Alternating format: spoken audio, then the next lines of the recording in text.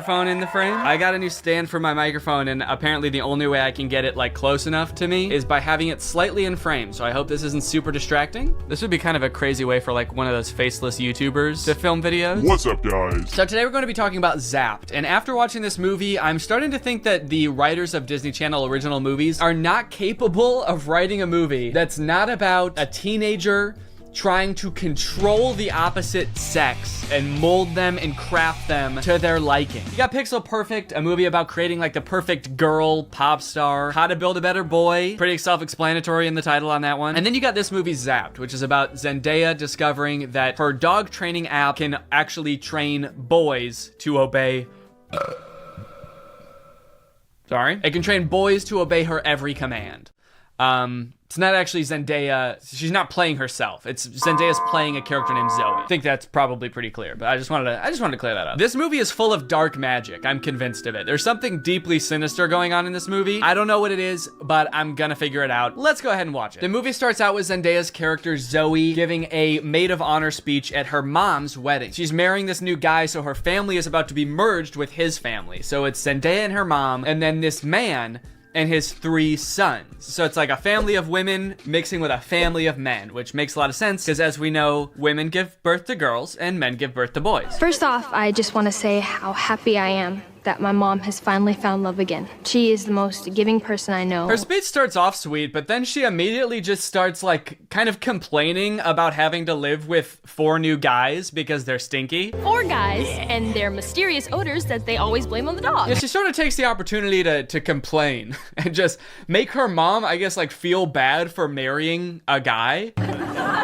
It's the happiest day of her mother's life. And also this guy, her new stepdad, is the happiest day of his life. And her speech is like, I hate my new family, my new stinky family. And this wedding will certainly ruin my life. To make matters even worse, towards the end of her speech, the boys lose control of their pet dog, who is at their wedding for some reason. They lose control of the dog, and the dog goes crazy and knocks like a chocolate fondue fountain all over Zendaya. And at this moment, I couldn't help but remember that Zendaya's character in Euphoria is supposed to be the same age as Zendaya's character in this movie, and their lives are drastically different. Throughout this movie, you will find that the characters are like super weird. They're like caricatures of people that don't exist in real life. And to show how much it's gonna suck really living with the boys, the writers of this movie decided to have the next day start with Zendaya's new stepdad screaming in the hallways, getting everybody ready for school. But then when he sees Zendaya come out of her room, he like doesn't know how to talk to her. Hey, morning, sport. I mean, hi, girl. Hi, girl. It's like, dude, you're 50. Have you never talked to a girl before? The movie then establishes why each one of the new guys that she lives with is like gross in some way. One of her little brothers is really messy. The other one's always like cooking gross stuff. Which is like a weird character trait. I get the messy younger brother, but like the gross cooking younger brother, is that a thing? Is that something I'm supposed to be able to relate to? And then the oldest of the brothers is like always frantically running around. He's like always late for something. He's really scatterbrained. My pants! Where are my pants? Where are my pants? Where are my pants? Okay, excuse me, can we just establish a few ground rules here? If you're not wearing pants, please stay out of my personal space bubble. Look, Zoe, I have morning basketball practice, and then a players meeting, and then a captain's meeting, and then even more practicing. Kind of weird to respond to a request about like not invading my personal space when you're not wearing pants by saying like, but Zoe, I've got basketball practice. Like he fully like bumps his butt on her while getting ready in his underwear, and she's like, can you not do that? And he's like, sorry, sometimes when you're busy you just gotta rub up on your stepsis in your underwear. What don't you get? I'm in many extracurricular clubs, okay? Along with moving into a new house with all these boys, she also starts attending her new school, which is the school that her brother goes to. And you know how in Disney movies there's always like the distinct cliques, like there's the popular crowd and then there's like the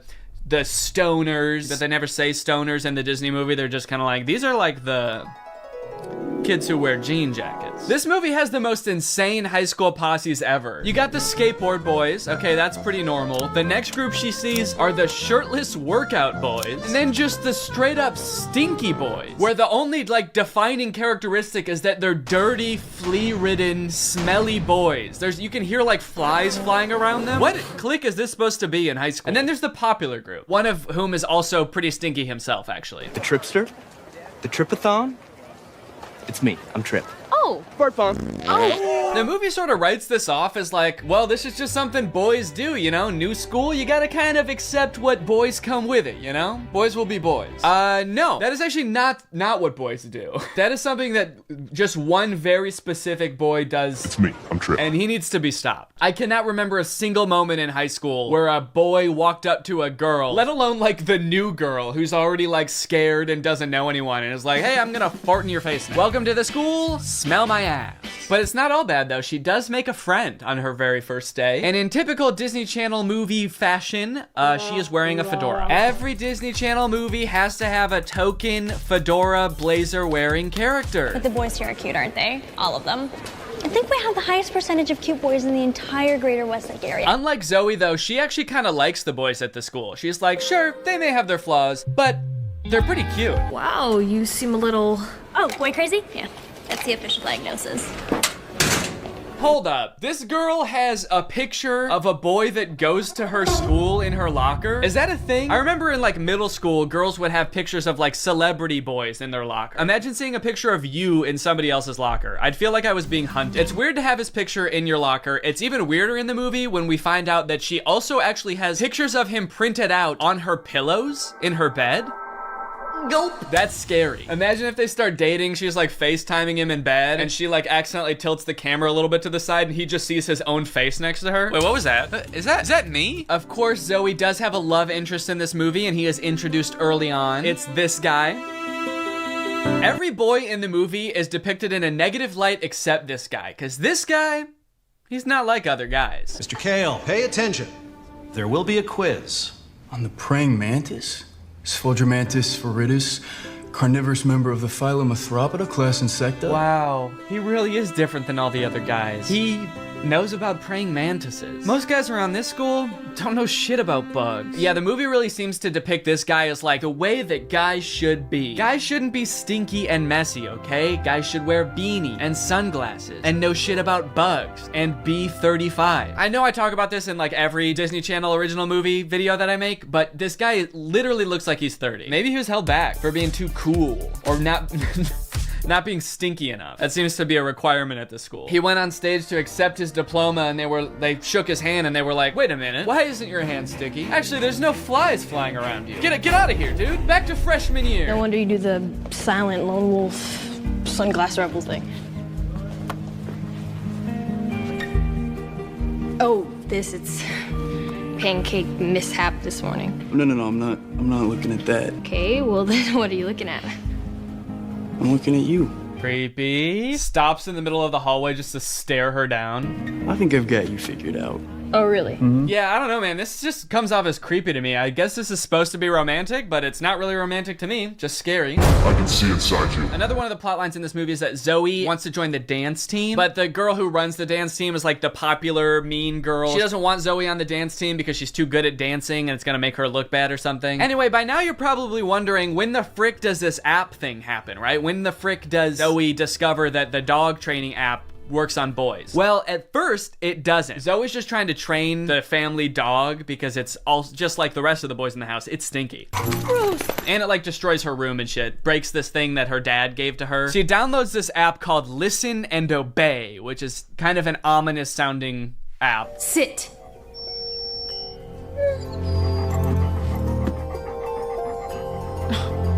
Shake. Right away, this app is already clearly cursed with dark magic, right? And the dog can even tell too, because you know what the dog does the second he realizes what's going on? He grabs her phone and runs off with it and tries to destroy it, presumably to break the curse. And then what happens next is honestly the most confusing part of the movie, okay? So the dog drops the phone in the bath. Her brother gets it out and tries to swing it around to get the water out of it. It flies out the window, swings around a satellite dish, slides down a solar panel, and lands in dog food. And from here on out, that app is now able to control boys. Any man or boy this app can control against their will. Sit. And at first, while watching this movie, I didn't even think it was that weird. I didn't even give it a second thought. I was just like, okay, yeah, so something magical happened and now it can control boys. That makes sense. But like, what? What happened to the phone? I don't understand how solar panels and satellite dish changes the app from dog-based to man-based. Like, you'd think at the very least something having to do with like men would happen to the phone. Like the phone lands in like a bucket of buffalo wings or like flies through a football field. I'm just curious to know if that fucked up other apps on the phone or if it's just the dog training app. Now whenever a boy likes one of my tweets, he goes into a coma for 3 years. And don't even get me started on the weather app, because every time I check that, boys start falling from the sky. Anyway, let's just say now that she's got the ability to control boys, she has a little bit of fun. Boys are acting weird. Dude, he farted twice in midair in such rapid succession. They added in 2 fart sound effects. Kind of impressive. I'm trying to imagine how she's gonna use the app to get herself out of this one. Stop farting. Take it back. Take the fart back. Suck it back up into your ass. Oh, how am I doing this? But no, she just uses the app to utterly humiliate him in front of his friends. Go to the bathroom. Oh, wait, no, not here. I'm still confused about some of these cliques, by the way. Like, what are these nerdy kids supposed to be? Look at this kid in the green sweater. How he acts when nobody high-fives him. What is that acting? I guess your dog app doesn't work on girls.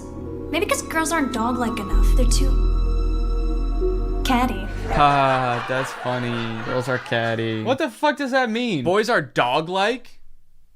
What the hell? I mean, I guess in this universe they kind of are. They're like flea-ridden, mangy boys. Why do we smell like we smell? So pretty much like the majority of this movie is just Zoe using the app to like get what she wants and make all the boys at the school act exactly how she wants them to. She turns the skater boys into gentlemen. She goes up to the nerdy gamer kids and tells them to like go do yoga instead of playing video games. Let's go do some yoga. And her brothers, dude, don't even get me started on what she does to her poor brothers. I'm taking the brothers' side, all right? They did nothing wrong. Her poor brothers were just living their lives until Zoe moved in and tries to fix them. Be clean. Holy moly, it's filthy in here. Her messy brother, she tells to be more clean, which turns him into this like hyper-hygienic husk of his former self. I need a sponge and soap and paper towels and a power washer. For the rest of the movie, he's literally he's scrubbing everything frantically in a panic. Anytime there's a mess, he's like, I gotta clean it up. She tells the gross cooking boy to cook less gross stuff. Start making less gross food. So he's like cooking 5-star meals for the rest of the movie. And then the oldest brother, she tells him to be more focused. Be focused.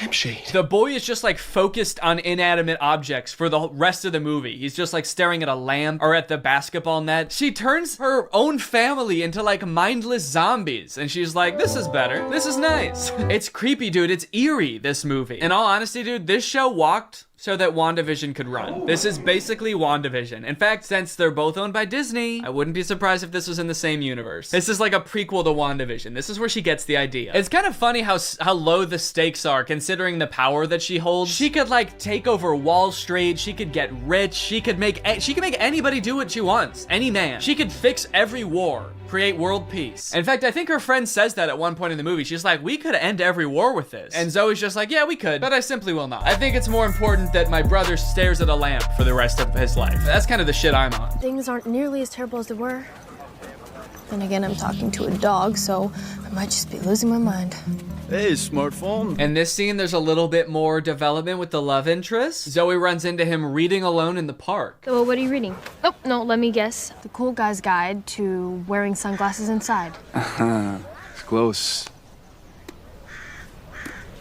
To Kill a Mockingbird. I feel like when he holds up that book, we're supposed to be like, wow, he really is not like other guys. Except that, like, that is required reading in most high schools, so he actually is like other guys. He's like every other guy. To Kill a Mockingbird's sort of my favorite book. My second favorite is The Great Gatsby. Third favorite is Geometry 101. I just love to read, what can I say?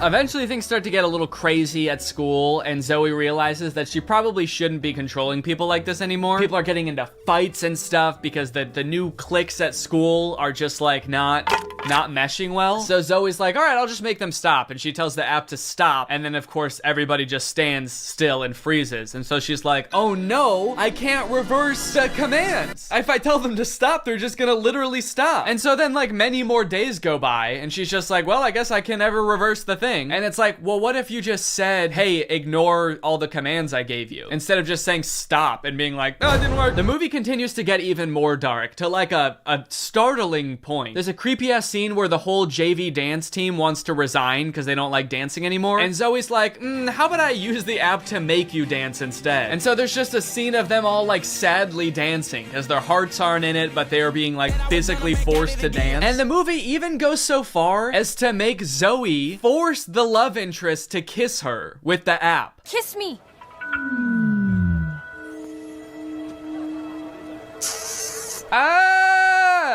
She just forced a guy to kiss her. Disney, what are we doing here, dude? What's going on? We need to have a talk with the writers of these movies. Anyway, Zoe feels bad after this, and she gets all stressed because there is a college scout coming to the basketball game. But Zoe's brother obviously isn't playing very well because the only thing he can do is like stare at an object for hours at a time. Welcome to a new season of Husky basketball.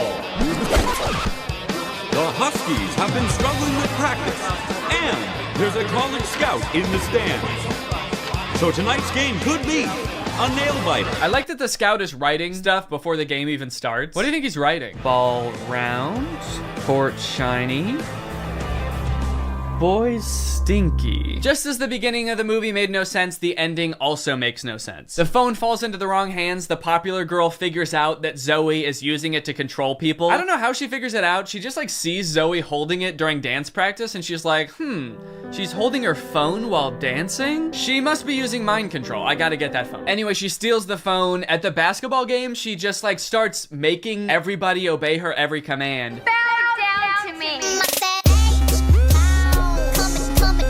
In order to get the phone back, Zoe's like, how about I just do whatever you want? I'll do anything you want. Just say the command. Hands. And then this happens. Roll over.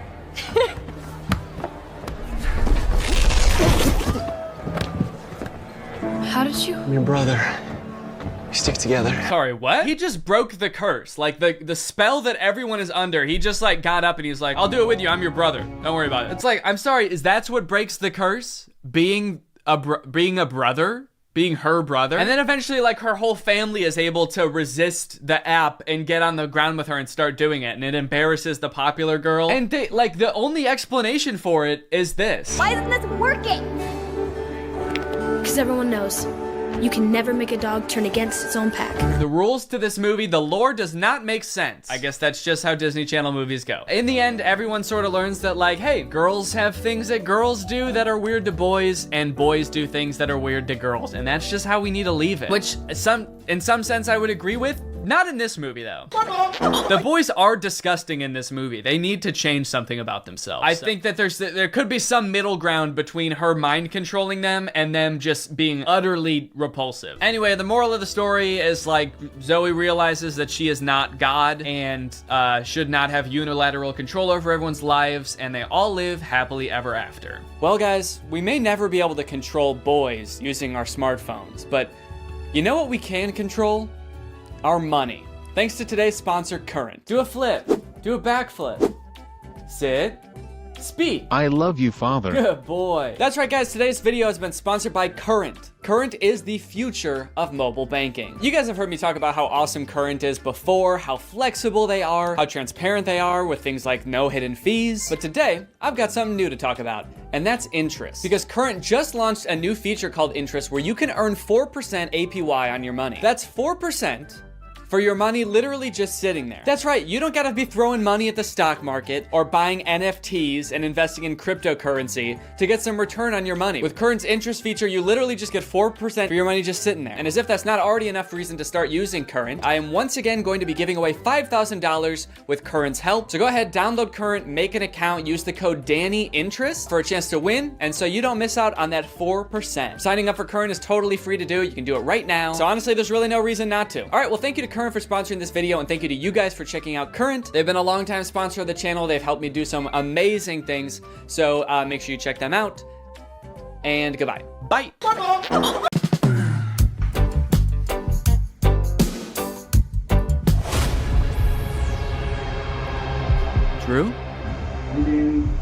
What the hell are you doing here? I was gonna watch your video. The one that I'm about to film? Yeah, I watch all your videos.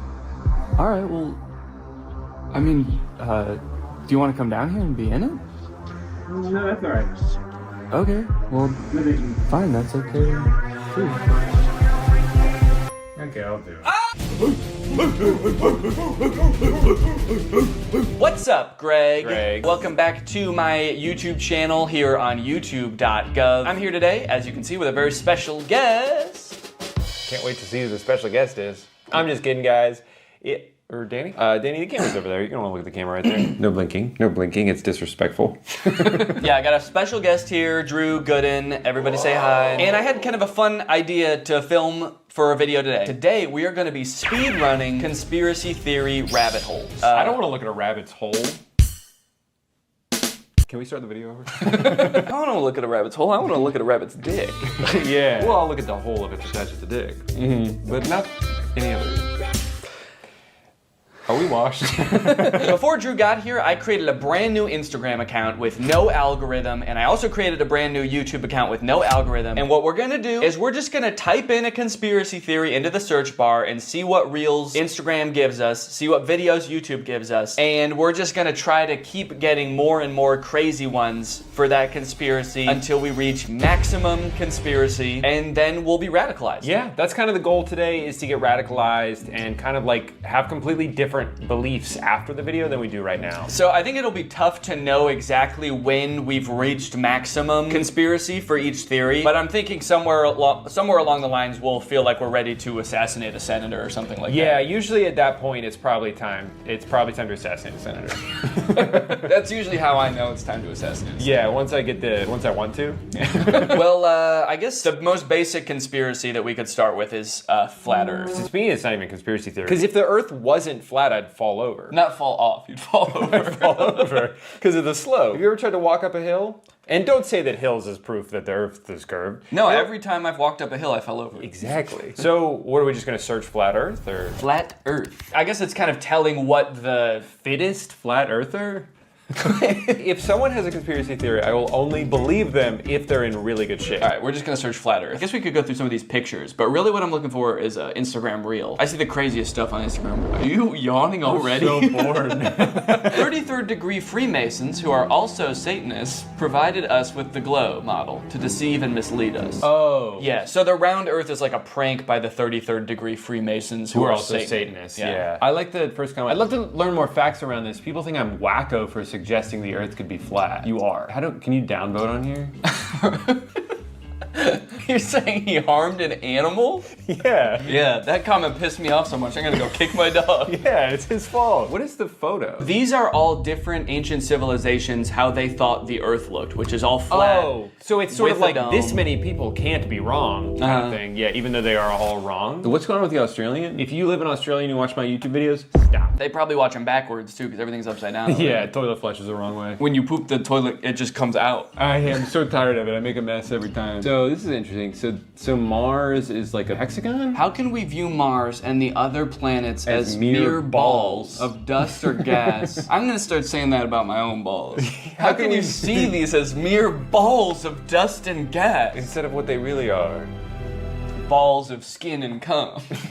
If gas on Earth isn't significantly affected by gravity, how is it possible that Jupiter, supposedly a massive ball of gas, has a gravitational force 2.5 times smaller than Earth? It's all a lie. Space is fake. Alright, they had me until space is fake. I know space is real. I know space is real. That's where God lives. That's where God lives. Wait. Space is fake. But even in their own picture, they say this is Mars. They know that Mars is real. Then where is Mars? Australia, maybe? Oh. So Australia's not flat then. So maybe the Earth is shaped like this, and we're here, Australia's here, and that's where Mars is. Oh. When did you learn how to do that accent? I just freestyled it. That's crazy. Is that what they sound like there? That's hilarious. Mars. Well, where the frick are the reels? I thought they were gonna be... shit, I don't know how Instagram works. Where's the videos? Maybe now that I've searched it, it's gonna be my reels.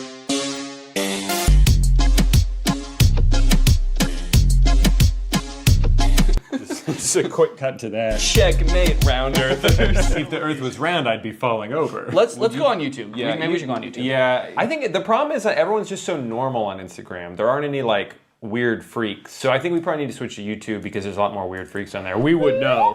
We can speak. We can attest We to can that. attest to that because there's at least 2 weird freaks on there with YouTube channels. Our toes are interlocked right now. That's how weird we are. Because if we let go, I'll fall down. So we created this Instagram account or this YouTube account from scratch. The only thing that we've looked up on it so far is Drew looked up Justin Bieber slowed down 800 times. It's beautiful. And it's beautiful.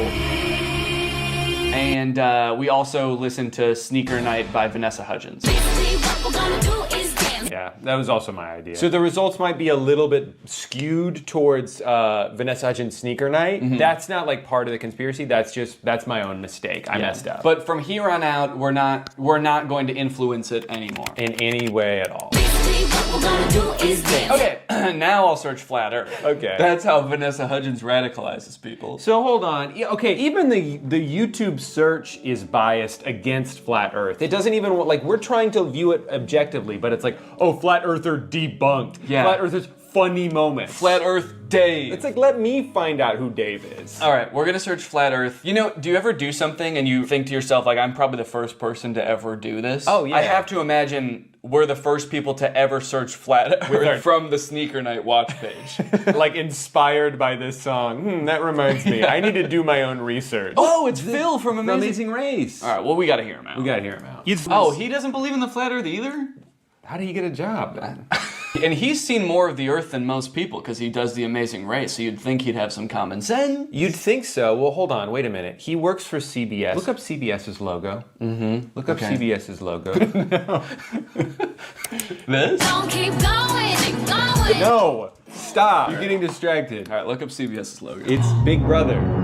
See, you think that Big Brother is gonna let you think independently? No, they're gonna open your noggin up, they're gonna fill it with all the thoughts they want you to have, and Phil is part of it. But probably Jeff Probst isn't too, right? Yeah, we're free thinkers. Basically, what we're gonna do is YouTube Shorts. Maybe we should be looking at more shorts. All right, if you two could shut up for a second, I have an important announcement. Today, I want to help you guys out with your budgeting a little bit. You can budget your car payments better, your travel, your groceries. Does that sound good? Well, then listen up, because we're going to talk about Rocket Money, the sponsor of today's video. Rocket Money is a personal finance app that lets you lower bills, cancel unwanted subscriptions, make custom budgets, and lower your savings all in one place. With Rocket Money, you can create a custom budget for any category in seconds. The app shows you where your money is going at all times and identifies your top spending categories and even gives you insights on how to better budget in the future. As someone who spends a lot of money eating out and not as much as I would like on travel, this is a great way for me to visualize like how much spending is happening in each category, where I can cut a little bit, where I can add a little bit. They'll also notify you when you have upcoming charges or when your balance is low, that way you can avoid overdrafts and late fees. And if that wasn't cool enough, Rocket Money can also help you lower your bills. Rocket Money automatically scans your bills to find savings. They can help negotiate bills for you, whether it be your internet service, your cable bills, and more. So you don't need to worry about those pesky customer service calls. Rocket Money's gonna get in there for you and negotiate the best possible rate for you. This is great for me personally because I am notoriously bad at looking for deals. I don't like to haggle. I don't like to negotiate, so the fact that this is built into the app makes it so much easier for me to know that I'm getting a good deal. So to save more and spend less, join the over 5 million members using Rocket Money today. Go to rocketmoney.com/Danny or use the link in the description to get started for free. Flat Earthers, or some of them, believe that beyond the ice wall is this other world. I feel like that outer world thing, I've heard of this, but I've only heard of it recently. I wonder if that's like a new lore that just dropped, because I thought that the ice shelf was supposed to be the end, and then they were like, no, not only that, we know about Acton. And then there's another wall around here, and then Osiris is out on the outside. Do you think the Flat Earth conventions are just people trying to one-up each other with the amount of knowledge they know about the outer ring? Oh, you think this is the last ice wall? There's one more. Nope, there's actually 2 more. There's actually 3 more, and at that one, it loops back around and you're here again. That's more interesting than the Earth being flat, is that if you just keep going, well, that actually is just with the Earth, is if you keep going along the Earth, you end up back where you started. So we kind of all believe the same thing. They just have more ice walls in their theory. Talking about how there was this one man that went to Antarctica on his expedition back in the day, and I can't remember his name. Flat Earth. Can't remember his name. Can't remember name. Sneaker Night extended cut. I can't remember his name. It's probably Vanessa Hudgens. Vanessa Hudgens, Sneaker Night. Proof of Sneaker Night. Internet famous Flat Earther has gone all the way to Antarctica to put his theory to the And he test. proved himself wrong. They always prove themselves wrong. I want someone to prove himself right. Just once, please. Just once. I mean, that's the thing though, is like the internet is so, it creates little bubbles for you. So if we did have an algorithm that was pro flat earth, it would be littered with flat earth videos and we would be like, this all confirms what I already believe. Where's that guy's mouth? Yeah, if the earth is round, where's that guy's mouth? Well, gravity's still technically a theory. We know that there's an up and a down. As far as Coriolis, I was in the military and I've shot weapons and... She's just threatening him. Yeah. Basically, you're gonna believe what I believe because I have a lot of experience with guns and missiles. As far as Coriolis, I'm gonna fucking kill you. What kind of weapons, if you don't mind me asking? Like ICBMs? Well, I'm wearing a vest with a bomb on it right now. Okay. What will it take for you to detonate that? If you say one thing that makes me question my beliefs, I'm gonna kill all of us. Okay. And so how do you feel about sunsets? They think that there's like these enormous structures. It ignores something that everyone knows. There's this enormous water table that's underneath the pyramids. What's a water table? It just means that there's like water, like a well of water. I think because of the Nile. Like, you know how when you're at the beach, if you're not at the water, but you dig a hole, there's water under there because you're close to the water. So the pyramids, if you dig below it, eventually you get to water. Right, So there couldn't possibly be like a big guy down there. Oh, right, because he would have drowned? Okay, next conspiracy, aliens. What should we Google aliens-wise? Aliens wise? Are aliens wise? Aliens wise? Yeah. Are octopuses alien A group creatures? of scientists that were speculating that octopi had come from somewhere else, and frozen eggs had actually come from somewhere else. And the reason behind this theory is that octopuses are freaking weird. It's like that. How could something like that exist on Earth? Because they look so fucking weird. They must have come from some octopus-shaped planet. And also, if the Earth is flat, how could there be? So hold on. Can you? I need silence. Were you gonna say, can you call me back? Can you call? I'll call you back later. I've heard theories like this before about like some life coming from other planets. There's a theory that like all life comes from another planet. Like an asteroid had life on it and came from some other planet after like it got hit by a meteor, and then that came here, and that's how life started on Earth. And to me, that just feels so lazy. They're like, how did life start on this planet? It came from a different one, and that's all we need to figure out. Right, but then because then it's like, well, how did it start on that planet? An asteroid. Oh, from a different planet? Yeah, that makes sense. Okay, well then follow-up question, how did it start on that original planet? Like, where did it come from? God drew. God drew what? God drew an asteroid that came from another planet. The octopus is still extremely similar biologically to us. You look at an octopus cell under a microscope and you wouldn't be able to tell the difference. Right. Yeah, but you know when you can tell the difference? When you fucking look at an octopus and you look at a human. We're not so different, you and I. If I look at you like this, I can't see shit. You might as well be an octopus up against my face. Veteran describes strange alien encounter in Vietnam. I like that strange is in all caps. What if it just said, veteran describes pretty normal alien encounter in Vietnam? They should have done veteran in all caps out of respect. And we should probably stand for this out of respect. Yeah, I think so. Whoa! Dude, it's not flat at all in here. There in the shrubbery, coming out of it, are little gray entities, about 4 foot tall. That's how I'm trying to be. Oh, you're just saluting? Till the day I die, I'll remember what the little entity said to me. And the way he said it, it was like, Clifford. It was like, I'll never forget what this little guy said to me and the way he said it. Yeah, he said, and then he blew up. He exploded. I think he was asking for help. I'm gonna explode. I'll never forget that. And the way he said it, it was like, Clifford, you are not supposed to be here. I mean, he's right, we weren't. You normally don't carry your weapon on full automatic. I put it on full automatic and I started to fire, and I yelled out, VC, VC.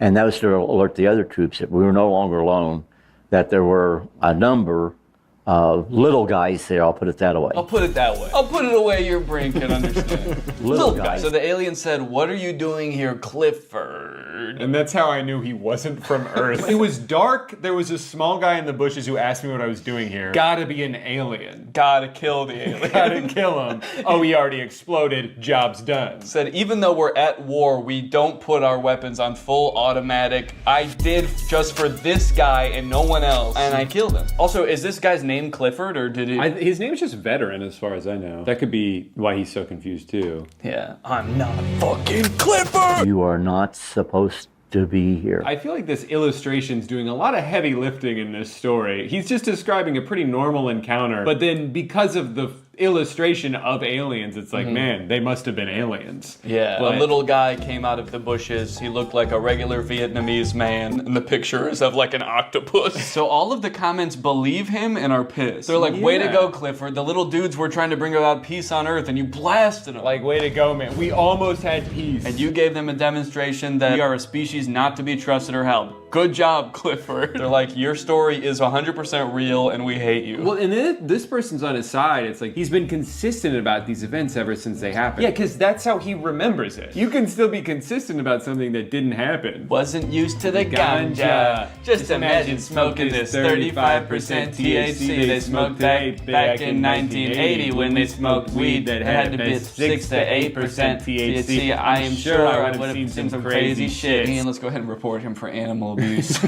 More like plant abuse, because he's smoking the shit out of that ganja. Ganja! Expert explains who are the gray aliens. Okay, well that'll be helpful because the last one was about the gray aliens. How exactly do you become an expert in that? Do you think it's Clifford again? Yeah, well he definitely seemed to have a lot of expertise because he saw them with his own 2 eyes. And he shot them with his own one gun. Gray aliens are perhaps the most commonly encountered extraterrestrial species that we know, named for the coloration of their skin. Oh, they're gray aliens because they're gray aliens. That they've been hybridized multiple times, and we're seeing a lot of different types of features. So there's a basic... I can't get into them now, but we're seeing many types of features. This is only a YouTube short. I simply don't have time to go into great detail. Wait, my son got kidnapped by them. When he was 9 years old, he was missing for a day. He told us that they have created us humans and need to create more humans in other planets and need his blood. I believe my son. Let's click on this guy's profile. Bullying his son. My son played with them when they abducted him, and he confirmed that they acted like little children. And they said, Clifford, what are you doing here, Clifford? Aliens think everyone's name is Clifford. Oh, what up, Clifford? Welcome back, Clifford. I think every human they see is the same human that they just saw. Good, you look very different today, Clifford. What a strange planet only inhabited by one man named Clifford. Who changes shape every day. Don't shoot me again, Clifford. Your bullets have no effect on my robot body. But they have extreme effects on my feelings, Clifford. It's the intention that hurts. As my son has mentioned, when he was inside the ship... As my son has mentioned countless times, you guys. My son, who's an expert 9 years old, got abducted. It's a computer-based reality which they created long ago, and many souls were kidnapped and then put inside these machine bodies, so they used what is known as spiritual necessity. Do you think this guy's ever done drugs? No. He's too busy. He's trying to get his son back from the aliens. I believe him because they were in my house around 1997. Unfortunately, I panicked so badly they didn't speak. I regret it now. I might have gotten answers, but I couldn't believe what was happening, and I had 3 little girls asleep in the house. Two of mine and one of my best friend. Huh? Wait, I had 3 little girls in the house, 2 of mine and one of my best friend? I think his best friend was a little girl. Yeah, my daughters were hanging out with my little girl best friend. They have so much in common because they're the same age. And when the aliens came in, I panicked. Because I didn't want them to wake up, my best friend. So yeah, I guess aliens, the little gray guys must be very shy. Because if you panic a little bit, they're like, oh, sorry, Clifford. We'll come back later, Clifford. We have to go now. We are gray. So now it's just these two talking to each other. Yeah, what, did they visit you again? They told my son that they will come again, but they didn't come anymore. He saw a tall man with blonde hair. Okay, wait, hold on. So the story is falling apart a little bit. He's like, yeah, he saw all aliens. And it's like, okay, well, there was one blonde guy. One guy with blonde hair. And I guess some of the aliens they kind of looked like they had regular hair on their head. They had regular Vietnamese hair, and they were just short little guys. Speaking Vietnamese, I couldn't understand a word they were saying. It was like some sort of foreign language to me. I shot him. My bullets did have an effect on him. I'm writing this from jail. Your son is wrong. At least mostly. I can confirm there was a tall blonde guy. Wait, also report encountering tall, chalk white, blonde-haired, blue-eyed, barefoot. Barefoot. So he's saying that people who were abducted by the gray aliens often report the presence of a Drew-like entity as well. Yeah, and that is how they refer me as the Shining One. And they do not blink. But I don't know, I blink. What was it that you said to me when I started recording this video? No blinking, it's disrespectful. No blinking, it's disrespectful. I have to go. I've been found out. I never should have agreed to do a conspiracy video with you. It was only a matter of time. Yeah. Channeling Bashar has definitely changed my life in profound ways.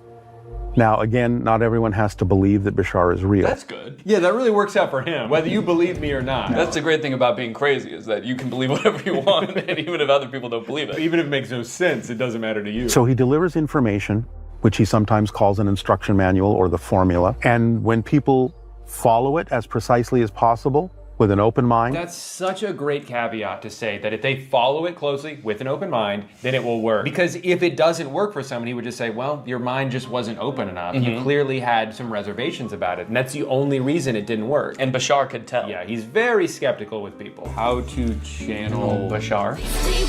So it looks like there's only one person in the world who even thinks Bashar is two shirts. He has one shirt, but it changes colors when he channels Bashar.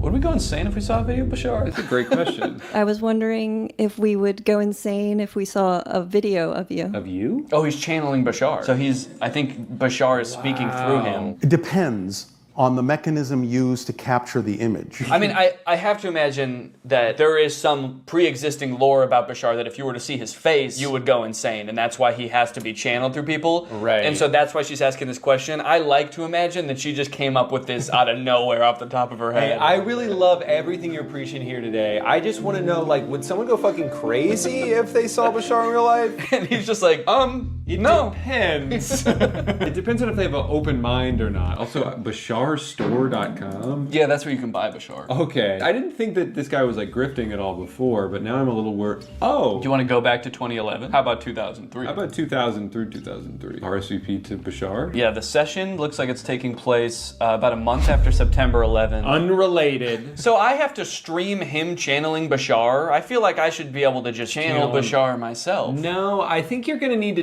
do it through a Bashar expert. I definitely feel like he needs... About 500 grand. We could. Yeah, do you think 500...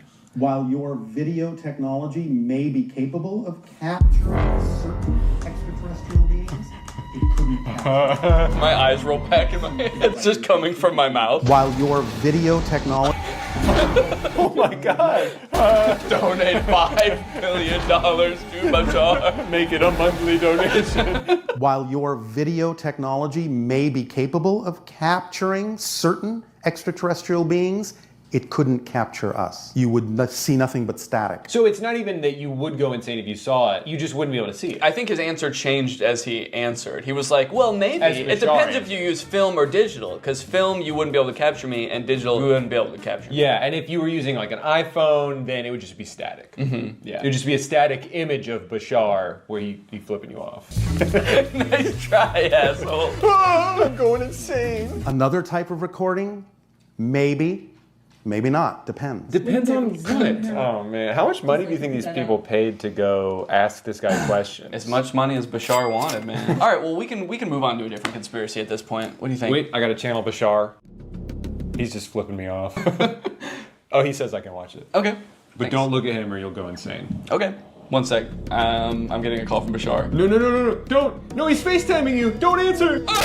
Drew, have you ever heard of dowsing? Oh, is that what Mormons do instead of sex? That's soaking. No, what's dowsing? Dowsing involves 2 rods, which Mormons are not allowed to do. Not even after marriage. No rods. No 2 rods. 1 rod. 1 rod, 1 hole. Never 2 rods, never 2 holes. I'm not exactly sure how it works, but you hold these 2 rods like she's doing here, and it's gonna She like asks questions and it answers for her? Yeah. Do you have those rods? Yeah. Hold that and hold, close your eyes and hold it. Okay, let's watch this to see. Okay, we'll watch it to see. Government planning to use Project Bluebeam to fake an alien or spiritual event.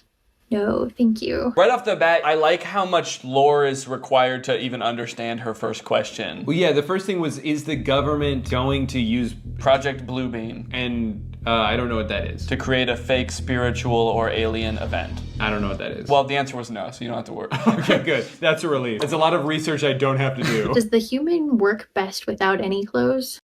No answer. What does she mean work best? Like it's a product she just bought from the store. Is this human gonna work if I put clothes on it? How do I get this human to do what I want it to do? Do I take its clothes off first? My human don't work because of wearing clothes? Yeah, yeah. I had nothing to add to that, sorry. Does space have wormholes? Yes, thank you. I'm curious who is providing the answers. Maybe she's connecting with some kind of spirit or alien, maybe? Yeah, who is she asking ultimately? It's not aliens, it's just the rods. So Reiki, energy work, and spirituality. So is she connecting with a ghost? Like a spirit? Oh. How the fuck would they know if there's wormholes in space? Well, because they died. And they went? When you're dead, you know that when you're dead, you find out. Okay, so she's holding the rods. She's communicating with ghosts. The ghosts are just sort of like coming up and going this way, or they poking it the other way. Yeah, sometimes they actually go like, yes. Yes, humans do work better naked. Plot twist, she is being answered by her own subconscious mind. Man, that would be a crazy twist. That would be crazy if she was actually just kind of like making this shit up. That's the last thing I'd expect. Does she sell the rods, or is she like that other guy where like only you can't use the rods, only I can. You can't communicate with Bashar, only that guy can. Yeah, sure, you can hold the rods, they're not gonna work. They're not gonna answer your question. So when she posted this over a year ago, it was already on sale to $14. Now $11. They just keep getting cheaper. Wait, 99.9% copper. What's the other? What do you think the rest is? Bashar. 0.1% Bashar dowsing rod. For ghost hunting tools, divining water, treasure, buried items, etc. Oh yeah, I've seen these used for ghost hunting and like finding things. So you go like, is the treasure this way? And the rods go. Are they magnets? I don't know. Go on YouTube and search like treasure hunting with dowsing rods.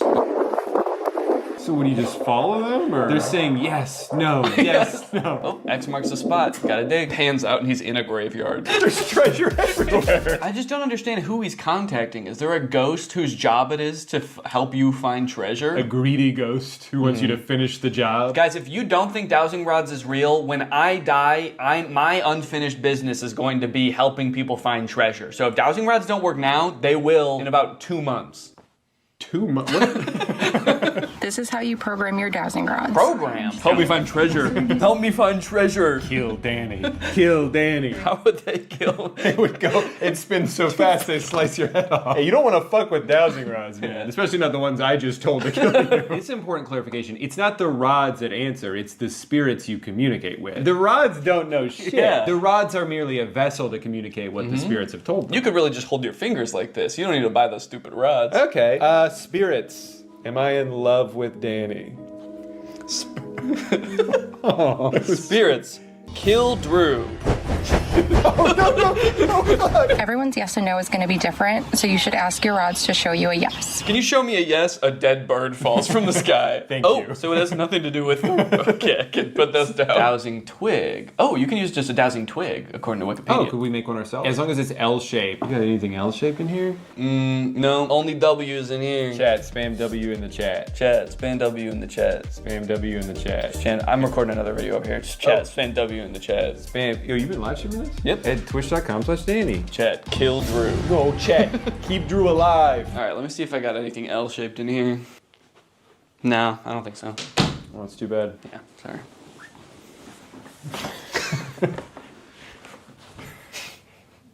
Are you still Danny, or I hear some screams from the It is me, Bashar. Wait, I have to film you. It's just static.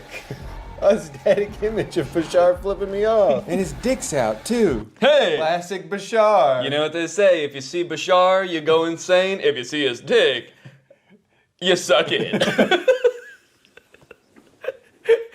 You gon' suck it.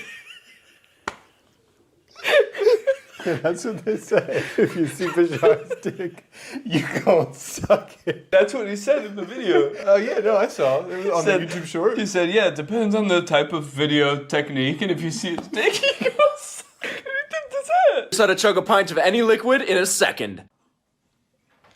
You can drink anything in one ginormous sip. Was it coming out of his nose? And that wasn't the drink, that was blood. Yeah, that was, do not do this. I said, if you guys live in this private jet for 100 days, I'll let you keep it. It's a really nice... If you guys can survive this video of Bashar, I will give you $5 billion. Well, just a warning. If you see his dick, you don't suck it. You scared of Pepsi? We're gonna get this in the glass. Wait, how did we get in chugging content? We watched several dowsing rod shorts, and then it recommended a chugging video, and then was like, oh, you like chugging videos? Sure. The lack of videos saying these conspiracies are real on YouTube really makes me feel like you gotta be so dumb to fall for them, because like they don't even show up. Like YouTube is actively trying to hide them from you. Have to be like, no, I'm certain this is real, and you have to be so convicted in that for the YouTube to finally be like, all right. But some people just fall down those rabbit holes. Guys, it's time to go big boy. All right. All right. Well, I think we've gone through a decent amount of conspiracies. Flat Earth, aliens, dowsing, Bashar, and all the other ones. And all the other ones, etc. Etc. Ugh, don't get me started on etc. Yeah, she was a wild thing. So, what do you think that you've learned anything today? I mean, do you think that you? Okay. See you guys next time. What's up, Greg, and welcome back to the Beef Zone, baby. This is where we talk about the internet's hottest drama going on right now. Today we're gonna be talking about Axel Weber. He's a TikTok star, and he's already started one of the year's most insane internet quarrels. I don't particularly talk about internet drama too much on my channel, but I had to do an installment of the Beef Zone just this once because this is a pretty unique case. I don't think I've ever seen anybody start an internet beef quite like this before. And that's because this dude, Axel, has started a feud with a college. This dude has started beef with a 4-year accredited institution. I've never seen that happen before. Other influencers are out here starting beefs with each other because of like messy breakups, problematic tweets. This dude's out here starting beef with institutions. That's crazy. I'm gonna start doing that. The DMV, you're done. You're canceled. I had to wait in line once 5 years ago when I got my license renewed. You're done. Everybody go harass the DMV now, please. No, don't actually do that. This dude, Axel Weber, he's a very popular TikToker. He's got 3.9 million followers. He is, okay. What was that? It looked like he was calling me. Okay, it's to share to WhatsApp, I see. I click on it, he's like, hey dude, are you making a video about me right now? No. How did you know that? So yeah, he was already really popular on TikTok. He had like 1 million followers a couple months ago, and now he's skyrocketed to almost 3.9 million followers, mostly because of this series of videos he did auditioning for Juilliard's acting school, and he did not get in. And his fans were like so upset by this that they started a war with Juilliard, which like thrust Axel into the spotlight because all of these major news outlets were like covering this dude. And so now he has like almost 4 million followers literally because he didn't get into Juilliard. Kind of crazy considering I also didn't get into Juilliard and I don't have 4 million followers on TikTok. So what happened with that? I didn't even get an audition with Juilliard. They didn't even offer me one. How fucked up is that? Where are my fans? Greg, what's going on? It's just kind of crazy that you can get famous for not doing something impressive, you know? Like if he had gotten into Juilliard, that would be really cool. That'd be worth, you know, making a big stink about, I feel like, because like nobody gets into Juilliard. Dude, did you hear about that guy who's going viral because he's gonna try to climb Mount Everest blindfolded with his hands tied behind his back? Oh no way, dude, that sounds insane. Did he actually do it? No, no, actually he did not. He's dead. He died. Not even on the mountain either. He choked on a granola bar on the flight to Mount Everest. He's going viral? Yeah, dude, his funeral has 800 million likes. So I feel like to fully appreciate this story, we kind of have to go back to the beginning where it all began. So in December of 2021, just about a month ago, Axel had just moved to New York. He's pursuing acting. He's making a bunch of TikToks about living in the world's smallest apartment, and he has just hit 1 million followers on TikTok. Hi, we just hit 1 million on TikTok. Come on. I can see why he had followers to begin with. He's like a charismatic guy. I'm sure people think he's handsome. He's got personality. He does his little dancey dance. Look at him go. But little did Axel know at the time that one Juilliard audition would change his life forever. And not because he did a good job, but because he did so bad that it changed his life forever. Dear Axel, on behalf of the Juilliard division, thank you for your interest in our program and for sharing your talent with the faculty during the initial audition. As you are already aware, due to our callback process, you are no longer under consideration for admission for fall 2022. It sounds like he already knew he wasn't getting in. It's kind of fucked up that they even sent him the letter. You already know this because we didn't give you a callback after your audition, but just so you know, you're still not accepted to Juilliard. You still did a really bad job. There's no chance of you getting in here. How many times do they have to tell him he didn't get into Juilliard? Damn. They just send him a letter every year. Dear Axel, as you may have guessed, as you are 2 years into going to a completely different school for a completely different degree, you did not get into Juilliard. Your audition was very bad, Axel. You ruined your chances of an acting career, Axel. Over the past 2 2 years, we have been telling every casting director and pretty much everyone who works in the industry how bad your audition was. We've had a lot of time to destroy your career, Axel, and we've done it. So it's a pretty sad video of him not getting into his dream school. I definitely feel for him, and a lot of other people did too. So basically what happened after that is a bunch of people started rallying to support him. You had like all of his own fans commenting, being like, fuck Juilliard, dude, you don't need Juilliard. Even some celebrities weighed in. Hello, Axel. Hi, Charlie. I replied to your video, but I figured I'd do a video message as well. Appreciate it. Not only did I not get into Juilliard, but I didn't get into 5 of these prestigious schools that I wanted to get into that I thought could better my career. Don't believe it. And while I do think school is great, and I did end up going to Berkeley. Okay. A prestigious Berkeley. conservatory for the arts Congrats. is not going to be the thing that defines your career as an actor. Ooh. Honestly, I mean, it's a sweet sentiment, and I agree with the message. You know, not every famous actor went to a super prestigious school like Juilliard to learn how to act. You know, some just had rich parents, and so that's how they got into it. Lucky for him, I feel like he seems to like Charlie Puth. I feel like this video would not be nearly as impactful if it was like some guy that Axel does not care about. There's a video of Vanilla Ice being like, take it from me, Vanilla Ice.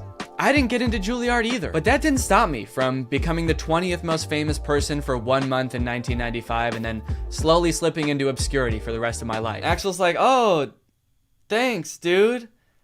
Does anyone else want to chime in? Did anyone else not get into Juilliard? Someone with like a lifelong body of work? Someone with a really impressive career? It wasn't just like celebrities reaching out to Axel either. There were like different organizations being like, hey, you don't need Juilliard, dude. Come work with us and we'll get you to where you want to be in your career. I didn't get into Juilliard. We know that. And I did get another letter to prove it. This is the 17th one they've sent me now. But I did get a modeling contract with one of the largest agencies in the world. So I am a little confused about how this happened or why Axel seems to be so like excited about it. It does seem to be like totally unrelated to what he said his dream was. I thought he wanted to be an actor and go to a prestigious acting school. Like, does he even want to be a model? I don't know if he's ever mentioned it before. I watched a few of his TikToks from like before that, and it seemed like he really wanted to be an actor. It's like a totally different industry. All right, guys, you know that my dream of becoming a professional actor didn't work out, but I am still gonna be working in the industry, it turns out. I got a job at a movie theater. I think I may be able to work my way up from there. I think you'll be seeing me on the big screen real soon. It's just weird to see him going from not getting into a school that he wasn't qualified for to getting a job that it seems like he is even less qualified for, because I assume he at least had some sort of like acting prowess or like did some sort of acting before he started applying to acting schools. But modeling, it's like he didn't even want to do that before. Not only did he get a modeling job out of getting rejected from Juilliard, he also got a New York Times article. We just made the New York Times. When Axel Weber was rejected from Juilliard, the internet stepped in. The article is basically covering how all of Axel's fans flooded the Juilliard Instagram account to like lambast them in the comments, which to be fair, Axel does say like, don't do that. More than anything, we cannot bash Juilliard though. They're just doing their job. I don't want to lead you into thinking that Axel like actively encouraged this and like caused this to happen. Like he was like, fuck Juilliard. Everybody ripped them to shreds in the comments, but his videos did unintentionally have that consequence. And it's pretty crazy to read some of the comments that people have left on Juilliard's Instagram account. Let's take a look at some of them. Their most recent posts have like 0 comments, 1 comment, 6 comments. Let's go to around the time this Axel Weber drama was going on. 1,000 comments, 2,000 comments, 18,000 comments. 18,000? Dude, what were people saying? Let my boy Axel in, he deserves better. Let Axel in! Get my boy in. My dog died on campus and they tied me up and made me eat it. Doesn't have anything to do with Axel. Dude is just straight up slandering this university because his boy didn't get in. Don't worry, Axel. You should be glad you didn't get in there. All right? They made me eat my pet. You're gonna regret it when that man wins an Oscar. I honestly don't even think that they would regret it if he like ended up having a successful acting career. They really only care about the people they did admit having successful acting careers. In general, I've seen a lot of comments that have the same tone of like, I bet Juilliard wishes they never rejected my man. And it's like, yeah. Probably, but I don't think it's for the reason you think. I don't think it's like the dean's office that are like, oh, we should have never said no. He's so talented. Look at him on TikTok doing his little dancey dance. He's wearing a sweater. He's modeling. Oh, what we could have had. No, it's not them, dude. It's the poor like 20-year-old marketing intern that runs the Juilliard school Instagram account. It's the person who keeps getting notifications on their phone saying like, let Axel in. New Instagram comment. let Axel in. They're the one that's probably like, Jesus Christ, couldn't they just fucking accept this kid? I really like this comment. Let him in, you dogs. L school. Juilliard does not care, all right? They do not care that they have 18,000 comments on one post. The headmaster of Juilliard, what is it? What is like the person who is in charge called? Is it the dean? The headmaster? The principal? I went to college. I don't know why the president. We had a president of our school. I don't think the president is reading these comments being like, L school. Oh, classes are canceled today. Go home. Everyone go home. It's also like, whoa, dude, don't start insulting the kid's dream school. You're not really rooting for him if you're like, oh, you wanted to go to that L school, Axel? That decrepit excuse for a school run by dogs? I definitely feel bad for whatever school he applies to next if he ever tries to apply for college again. When they get that application, they're just gonna like start sweating immediately. All right, who's next on the list of applicants? All right. No pressure, but if we don't let this kid in, we're gonna get doxxed and swatted. Right now, you're probably wondering, like, what were Axel's chances of getting into Juilliard? Like, was he a shoo-in and like a really good actor and had like an insane experience? What is this guy's qualifications? First off, let's look up how hard is it to get into Juilliard. Spelled Juilliard wrong, so I am definitely not going to get in. Admission to Juilliard is highly competitive with an overall acceptance rate between 5 and 8%. So it's an extremely difficult school to get into. Obviously, it's like insanely prestigious. But you know, maybe he killed his audition. Maybe he's a great actor. So let's see. He has a TikTok talking about how his audition went. So let's hear in his own words how he describes it. Here's how you absolutely botch a Juilliard audition. Remember I said the only thing I can't do is an accent? I did an accent. I couldn't help it. I just Oberon and make him smile. It just sounds better when he sounds like he came straight out of an HBO show. All right, I know it's not the point of the TikTok, but what does he mean I couldn't help it when he said he did the accent? Like, did you prepare your audition and not practice an accent at all? And then the second you get into your audition, you're like, hello, governor. Why am I talking like this? Oh, no. Did you really just decide to do an accent on the fly? Because, like, holy shit, what a bad idea. Of course you didn't get into Juilliard, dude. You went off book. You became a different nationality. Live. The guy gave me absolutely no reaction.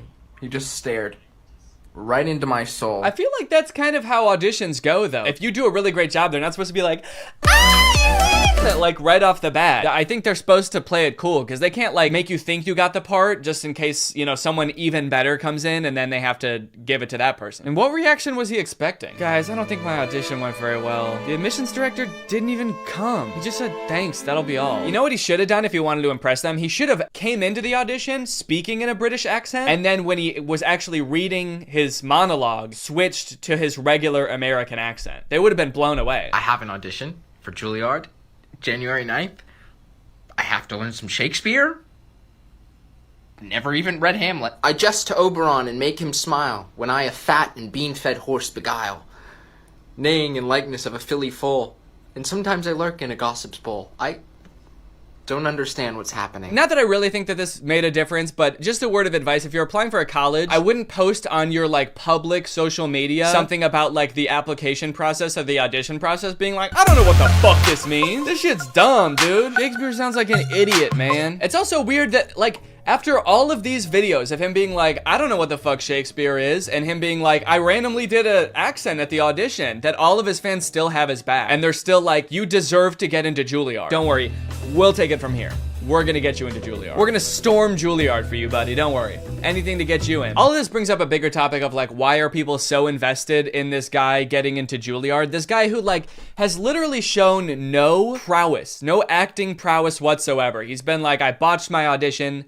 I don't fuck with Shakespeare. He seems like a nice kid too. I just don't understand why people are like so ride or die for Axel getting into Juilliard. Probably a decent amount of them are joking and just thought it would be funny to like get way too into it and take his side. But I do think it's also kind of like the cute teen white boy effect, where like a fan base of 12-year-olds will literally do anything for a white guy that they think is cute. You know who I think probably hates this more than anyone? The students who actually did get into Juilliard. Just seeing this dude get rejected and be rewarded for like his not being very good at acting with a modeling contract and an extra 3 million followers. Meanwhile, you get into Juilliard and you get rewarded with student loans. I think that this guy is benefiting from a lot of privilege and maybe not realizing it. I don't know, man. He seems like a sweet kid, but also is sort of coming off a little bit like, I deserve this. Like, he moved to New York expecting to get into one of the top 10 acting schools. Like, that's why he says he lives in this apartment. And it seems like that sense of entitlement has been picked up a little bit by his fans as well. The whole thing kind of reminds me of like the Alex from Target phenomenon, when like just this random cute boy got like thrust into the spotlight and millions of followers because he was like attractive once. I don't know. Let's see how his modeling career is going. I wonder if he's posted any updates on that. Oh, this TikTok is called First Photo Shoot.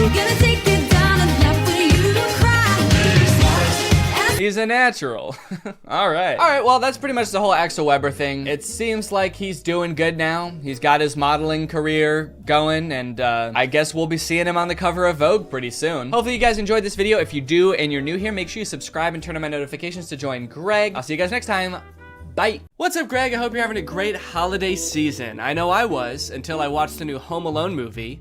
And I got sick, also. I think the movie might have given it to me, honestly. You know, guys, when you think about it, I guess it makes a lot of sense that they would make a new Home Alone movie, you know? Hollywood loves their sequels. Their sequels of sequels, and they've already made like 5 Home Alone movies, so why stop there? And sure, like, nobody has watched or even been interested in the last, like, 3, but all the more reason to make another one, you know? Sort of a comeback Home Alone movie this could be. I guess could have been, if it wasn't already out and wasn't already bad. It's a shame, man. I really liked the first 2 Home Alone movies, but then after that, nothing feels the same. And I don't know what it is about this one in particular, but watching this little kid beat the shit out of these burglars, it's just not as fun as it used to be. I guess I really am grown up. Oh, no, you know what it is, actually? It's not that I'm grown up. It's that instead of making the villains in this movie like cartoonishly evil burglars, they made them like a struggling middle-class family who are only breaking into this kid's house due to a misunderstanding. They're not evil. They're not trying to hurt anyone or kill anyone. They're just like a down-on-their-luck family. And this rich kid is just fucking him up at every turn, dude. This movie is insane. You know how a Home Alone movie goes. There's a kid, he gets left in his house by himself, there's robbers who try to break in, and the kid sets up a bunch of traps to try to hurt them and embarrass them. And that's exactly what happens in this movie. So you're probably wondering, who are these robbers and why do they want to break into this kid's house so bad? So let me tell you. Pam and Jeff McKenzie are parents. They live in the same area as the main kid, Max. And the movie starts off with them having an open house. They're trying to sell their house because they're both down on their luck. One of them doesn't make very much money and the other has just lost his job. And so they're trying to sell their house to keep food on the table for their families. It's very sad. The movie sort of tries to make it into like a funny thing happening. There's like millennials that come to try to buy the house, wearing berets and scarves. You know how like millennials do. Always wearing berets and scarves, I am. The schools here are amazing. They are totally lit. And there's a lot of scenes like this in the movie that seem like they're trying to get you to empathize with this couple. In this scene, they're just talking about how they can't afford to live in this house anymore, even though they love this house and they always thought that they'd be growing old together in the house. Unfortunately, it just won't be able to become a reality for them. I always thought we'd get old and weird in this house, but we've done the math. We can't afford it on my salary alone. Yeah, but I mean, I crushed my interview with IBM. Crushed it. But that was 3 months ago. It's very sad. And when I watched this, I didn't know that these two were going to be the ones who were gonna have all of the booby traps happen to them. And it's kind of crazy now watching it back, being like, holy shit, just about an hour and a half from now, these two are gonna be getting maimed by a rich child. How fucked up is that? So what's their motivation to rob this kid, you might ask? Well, it's sort of, I feel like everything in this movie is so long and convoluted to explain. Probably because they've done this same movie like 6 times now, and so they keep having to come up with like new, more obscure ways to explain everything, like how does the kid get left home alone, and why are burglars trying to get into his house. Basically, there's this doll that the McKenzies own. They have a whole collection of these dolls that were like his grandma's or something, and they find out that one of them is worth like $200,000, which is enough money for them to like save their house and have enough time for the husband to find a new job, and they could even remodel the whole house. It's great. But during their open house, house, Max and his mom, who are rich, by the way, they live in a mansion, stop at their open house because Max has to pee. Do the maths. 6 soda refills into one tiny 10-year-old's bladder does not go. They sort of are using this less wealthy family's house as a public restroom of sorts. And the McKenzies talk to Max about this doll, and that's actually how they learn how valuable the dolls are, is because Max's mom knows this information. There was this elderly lady who bought one at a garage sale for about $10, and then it ended up going for about $5,000. And then the doll goes missing. That brat kid stole my doll. And so the McKenzies assume that Max stole the doll from them. So they are breaking into his house to try to get the doll back so that they can save their family. Which is not a decision that they take lightly, mind you. They're not like stoked to do this. They're like a normal family just like anybody else, but this is like the only thing they can do to try to keep their family afloat. They're actually like extremely nervous about doing this because they don't want to get caught and they don't want to hurt anybody. Little do they know they will get caught and they will get hurt.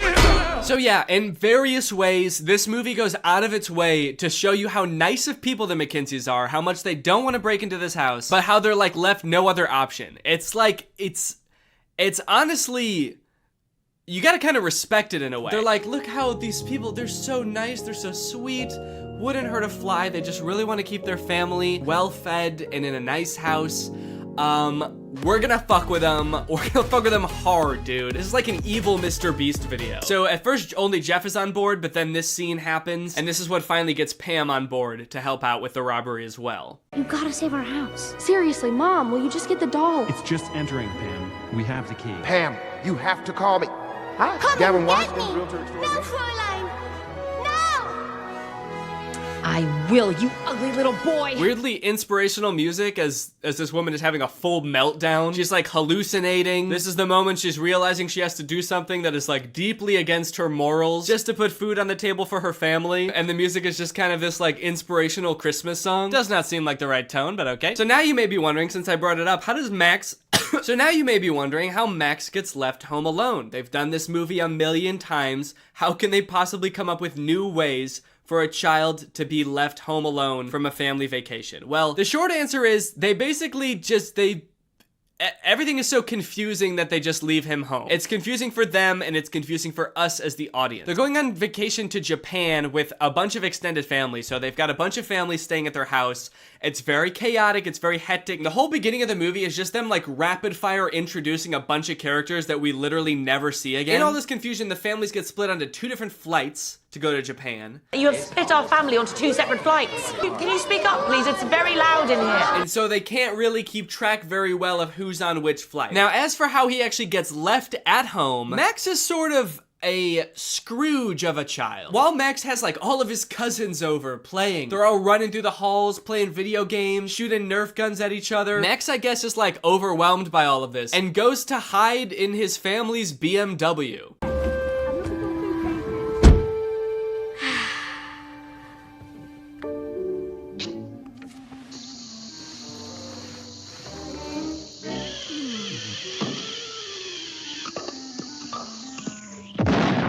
There's like a random car commercial at the beginning of the movie. He leaves the ruckus of his house on the holidays to go sit in the garage in his family's BMW and watch cartoons. Mom? Dad? Seems like a weird way to advertise BMWs, honestly. I'm not sure about that product placement. BMW. For rich recluses who hate their families. Get left home alone while your family goes to Japan because you were watching Looney Tunes in your car. BMW. This kid is a weird one, man. He's like 80 years old or something. He lives in a huge ass house. He's got a bunch of cousins. He's got a million toys, probably. Seems pretty fun to me. But instead he's like, get all this fun out of my house!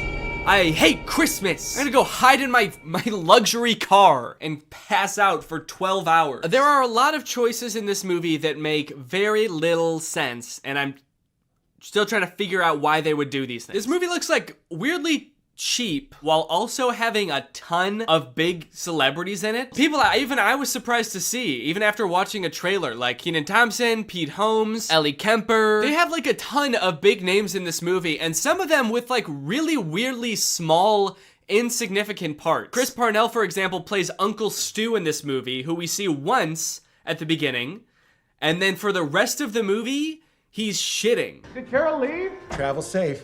What's going on? He's shitting even before we see him too. I told her to use the restroom in the coffee shop, darling. After Uncle Stu had been in there? Really? Did you see how many deviled eggs he had for lunch? And then for the rest of the movie, we only hear him through the door of the bathroom. Did somebody call the house? No, because we don't have a landline, Stu. Because he gets to Tokyo and then I guess had more bad food and is still shitting. Actually, that might be one of the funniest parts of the movie, honestly. The fact that this uncle is just pooping his brains out the entire time. That is pretty funny. And the fact that they got such like a big name to play him, and we're paying you $5 million for this role, and you're gonna be behind a door pooping your brains out, and we're never gonna see you. Is that cool? Also, Mikey Day from SNL is a priest in this movie. If you didn't look very hard, you might not even know there was a priest in this movie, let alone the fact that he was played by someone famous. If this movie was good, it would have been cool to see so many famous actors, but because it was really underwhelming, it was almost disappointing every time a new actor popped up that I recognized. I was like, oh, not you too, man. What's going on? Are you okay? Another weird choice, they threw in this line in the middle of the movie about remakes always being worse than the original. Ugh, this is garbage. I don't know why they were always trying to remake the classics. Never as good as the originals. Like, yeah. Fuck you. It was like the studio being like, we know this isn't as good as the first one, but you're still gonna eat this shit up, aren't you, little piggy? Little piggy likes his Home Alone movies, doesn't he? And I did eat this shit up, alright? So I can't talk. I watched it still. I feel like with a kids movie like this, you always have to appeal to the kids, but then also throw in some good stuff for the adults in there too and make it fulfilling for them to watch. That way they'll want to, throw it on with the kids every year, right? And this movie works well enough for kids, I think. I think kids just like to watch Max make the booby traps and think, I could do that if I was like, home alone and there are people trying to rob me. I could defend myself against two adults who are trying to kidnap me. It's fun to imagine yourself as a smart little 6-year-old, even if you are a dumb little 6-year-old. But this movie, while being fun for kids, I would say is deeply saddening for adults. The second half of this movie is just watching a struggling family getting their shit rocked by a rich asshole kid. Bombs away!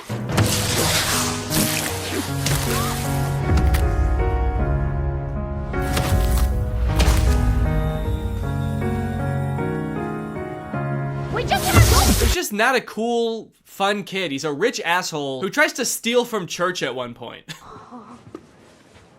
I'm definitely a child in need. Neither this. Can I help you? Even if Max was a likable child, we probably wouldn't even know because we spend hardly any time getting to know him. And the time that we do spend getting to know him, he's not very likable. When he first gets left home alone, in the movies, that's like their chance to do everything they've ever wanted to do in the house. But like all Max wanted to do, I guess, was like play video games and Hot Wheels and then like watch porn. Well played, Mom and Dad. Was he trying to look at porn? We will never know. But I have to assume that that's what they wanted us to think, right? Actually, after watching this movie, I wouldn't be surprised to find out it was something like super violent. Working family gets a beating compilation. No one can stop my violent urges now. Damn it. Also, during the big heist when the Mackenzies come to rob Max, he doesn't act like a kid who thinks he's going to be kidnapped should act. He acts creepy. What a kid should do, even if he set up booby traps, he should set all those up and then find a place to hide, right? Like get in a box under a box in the basement and just hide there. But not Max, dude. He is sick. Every time the mom gets like thrown across the room or a few teeth knocked out, he's always like right around the corner giggling. He's been waiting for an excuse to do this, for sure. He has been planning this for longer than it seems, I think. Speaking of which, let's talk about the traps. I think the traps in this movie might be pretty on par with the other Home Alone movies, with the exception of a few particularly grotesque ones. One. And also I think the makeup artist for this movie thought they were doing makeup for a horror movie. At one point, Jeff gets shot in the head with a pool ball because Max has sort of like a gun that shoots out pool balls, which I do think would kill someone. But Jeff is just kind of walking around the rest of the scene with like a giant ass bump on his head. It is horrific. Why is he doing this to us, Pam? At one point, Pam, sweet Pam, is lit on fire. Okay. This poor mother is set ablaze. She runs to the hose to try to put out the fire and it sprays her. And then for the rest of the movie, she looks insane, dude. At one point, it shows her feet as she's stepping on Legos, her bare feet. And her feet are burnt to a crisp. And the whole time I'm trying to think, what were the writers thinking during this part? You know what, man? This is gonna be even funnier because they probably don't have health insurance. So this is probably gonna be even worse for them financially than it is physically. This couple have had the worst week of their life, man. And then they just get beaten up. There's a point where after the mom gets lit on fire, she just lays down in the snow and cries.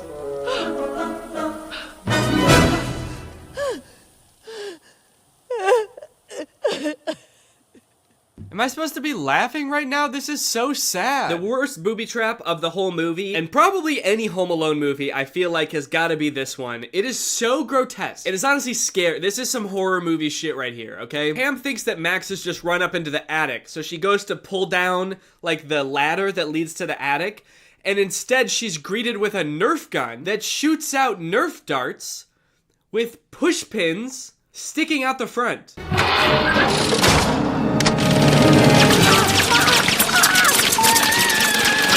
And for the rest of the entire booby trap montage, she just has these pushpin Nerf darts sticking out of her face and hands and everywhere. It is so scary. It is nasty. This movie is foul. And I gotta be honest, the whole time, I was not rooting for the kid at all. I was rooting for the couple. I'm not sure if that's how it was supposed to be, but it was not very satisfying, I will say, if it was. Maybe this was the Home Alone movie where they tried to flip it all on their head and be like, let's root for the robbers this time. But we still watched them get their asses handed to them, so I would say that it was not very fun. I especially wasn't rooting for Max the first time I watched this because we're all led to believe that he did steal their doll, their $200,000 doll. It turns out at the end of the movie that he actually didn't steal their doll, and it was all a big misunderstanding. I guess the whole thing could have been avoided if they had kind of talked it out. But Jeff's nephew had stolen it, I guess. Kind of a weird thing to reveal at the end because it really makes you hate Max, because you're like, this kid stole from church. He also stole this extremely valuable doll from this struggling family. What the hell?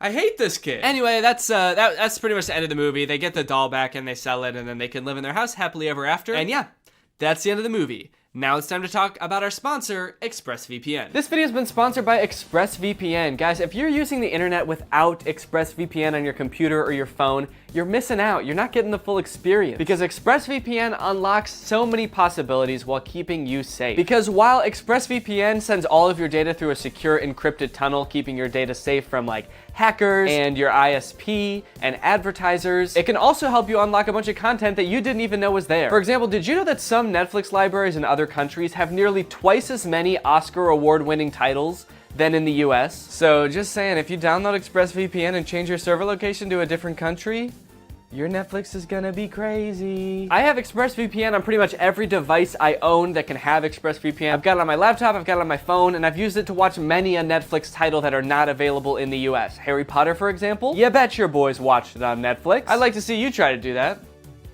No, really, I would like to see you try to do it. I would like to see you go to expressvpn.com/Danny Gonzalez and try to do that right now. Go ahead. Like I said, ExpressVPN also protects you from your internet service provider snooping on you and basically getting to log all your data. But when you encrypt your data and reroute it through ExpressVPN servers, that makes it so they can't do that. Think about it like this. Would you rather trust ExpressVPN, a company who's explicitly trying to protect you, or would you rather just send it through the pipes? Send it through the pipes of the internet service provider that you had no choice but to sign up with because they were the only one in your neighborhood and so you just had to sign up with them? Who knows what they could be doing? You don't. They're legally allowed to sell your data to other people, so they could be doing anything with that stuff. So if you want to check out ExpressVPN and support my channel, then head on over to expressvpn.com/Danny Gonzalez to find out how you can get 3 months for free. That's expressvpn.com/Danny Gonzalez. The link will be in the description. Go ahead and click that to find out how you can get 3 months for free. Thank you to ExpressVPN for sponsoring this video, and thank you to you guys for checking out ExpressVPN. All right, thank you guys for watching this video. Sorry if it was a little short. I am ill, and I had to take breaks periodically throughout this video to have a coughing fit. So, but I'll be back. Probably won't post another video until the new year, but I'll see you guys in 2022. Thank you guys for another year of your support. I greatly appreciate it.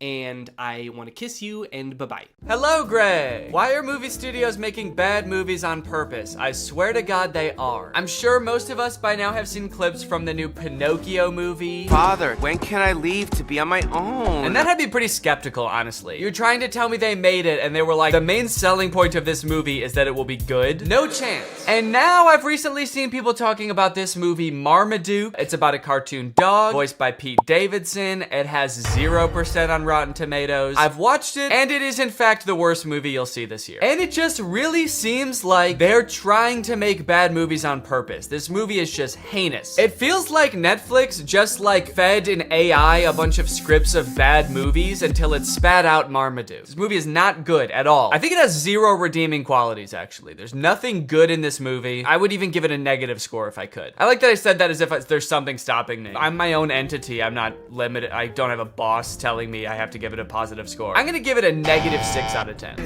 With a narration from Pete Davidson himself, who could not sound less interested in explaining the exposition of this movie. Marmaduke was some fucking dog, dude. I don't care. I'm dating a Kardashian, man. You think I need this? I personally don't have a problem with Pete Davidson. He's a funny guy. He was not up to the task of being the main character in this movie. This is a cartoon dog. You need someone with like a crazy range. Pete Davidson's emotions range from high and pleased down to high and indifferent. That's about all the variety you're gonna get out of Pete Davidson. After watching the movie all the way through, I'm not even 100% sure that Pete Davidson even knows he's in this movie. I haven't seen Pete Davidson do any promotion for this movie. I don't think he's done interviews talking about, you know, getting into the role of Marmaduke. I would not be surprised if they just like took audio excerpts of Pete Davidson from like other TV shows and just like found a way to make a movie about a dog around them. You can look at the characters in this first scene here and tell me, what is your reaction? Art is subjective. What you like depends entirely on your life experience, your personal taste, you know, where you were born and raised. For example, I was born in the 1990s on Earth, and I hate every single one of these characters. There are 3 body shapes in the universe of Marmaduke. There is eerily slender, bouncing egg. That's right, they don't walk, the round characters. They just kind of bounce from place to place. And then there's Mom. Mom has a serious case of the Pixar mom syndrome. I guess the creators of Marmaduke decided to take a page out of Pixar's book when designing the mom, and then they ignored all the other pages in the book about like how to make a movie. Anyway, through a little bit of narration, we find out that the reason Marmaduke is not allowed at this party is because he's basically a terror to the family. Marmaduke is a nightmare. He chases the cat, he tackles the local butcher for some bones, he beats the shit out of the dad. This dog is terrorizing his family. This is a bad boy. I, being like a world famous dog trainer, sees Marmaduke, this poorly behaved monster, and decides, hey, this would be kind of an interesting challenge for me to transform Marmaduke into like a good boy. At first I thought this guy was gonna be the villain of the movie because he's like rich and British, and I think that it's the law in cartoons that the bad guy has to be rich and British, but this guy is actually, he's not that bad. He's a little greedy, but he's not the bad guy. So Guy goes over to Marmaduke's house and talks to the owners and is like, hey, if you let me train your dog and enter him into like dog competitions, we could win $1 million, and I'll share the $1 million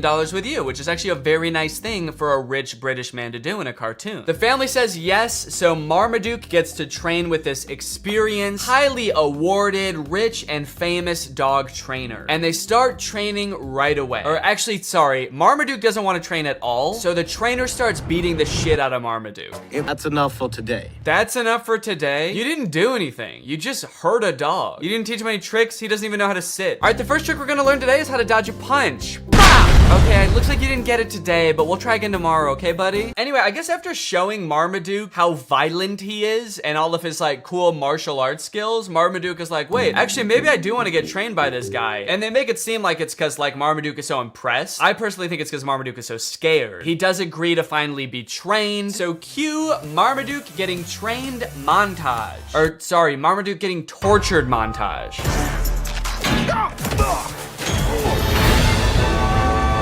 Yeah, that's right. Before Marmaduke agreed to get trained, Guy just beat the shit out of Marmaduke. But now that Marmaduke has agreed to be trained, he is still getting beat up, but just in new and fancy ways. This movie is essentially about a dog who loves to eat and suffers greatly for it. You know what is one thing that's unclear about this movie? Can Marmaduke talk? Earlier in the movie, Marmaduke was trying to talk to the people and all they could hear was barking sounds. I think you're being too hard on poor But then Marmaduke and Guy seem to have full conversations. So who is speaking the other one's language? Is Marmaduke speaking English? Or is the trainer barking at Marmaduke? Like if you were to walk by the park where Guy is training Marmaduke, is Guy just going like, "Arr, arr, arr"? This movie is completely uninterested in answering this question. After part is very disturbing.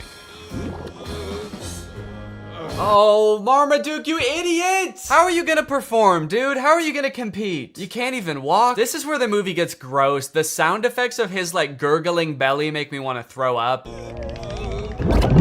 Then he somehow becomes skinny by farting once. I guess he farts out all the food in one foul fart. And when I say foul fart, that shit does look foul. When he did that, I was like, wait, holy shit, he can do that? Marmaduke has the ability to fart out food that he just ate, like all of it. But then it's even more confusing because he gets onto the floor at the dog show and all of a sudden, so where did the food go? Did the gas enter him again and become food again? Was he actually just sucking in? What is happening? Did he fart the food out or not? Farts and he shits and he farts so hard that I thought he might be dying. He gets onto the trophy and like goes from plump to shriveled up like a raisin. He shrivels up into a little doggy skeleton. The dog is very sick. The dog should be rushed to the hospital immediately after this, actually. The cloud of his fart gas like envelops the entire crowd. People are screaming. I think he might have killed people, honestly. This is just an awful scene. I don't know why the writers thought that this would be fun. For anyone, even for kids, it's like, is your dog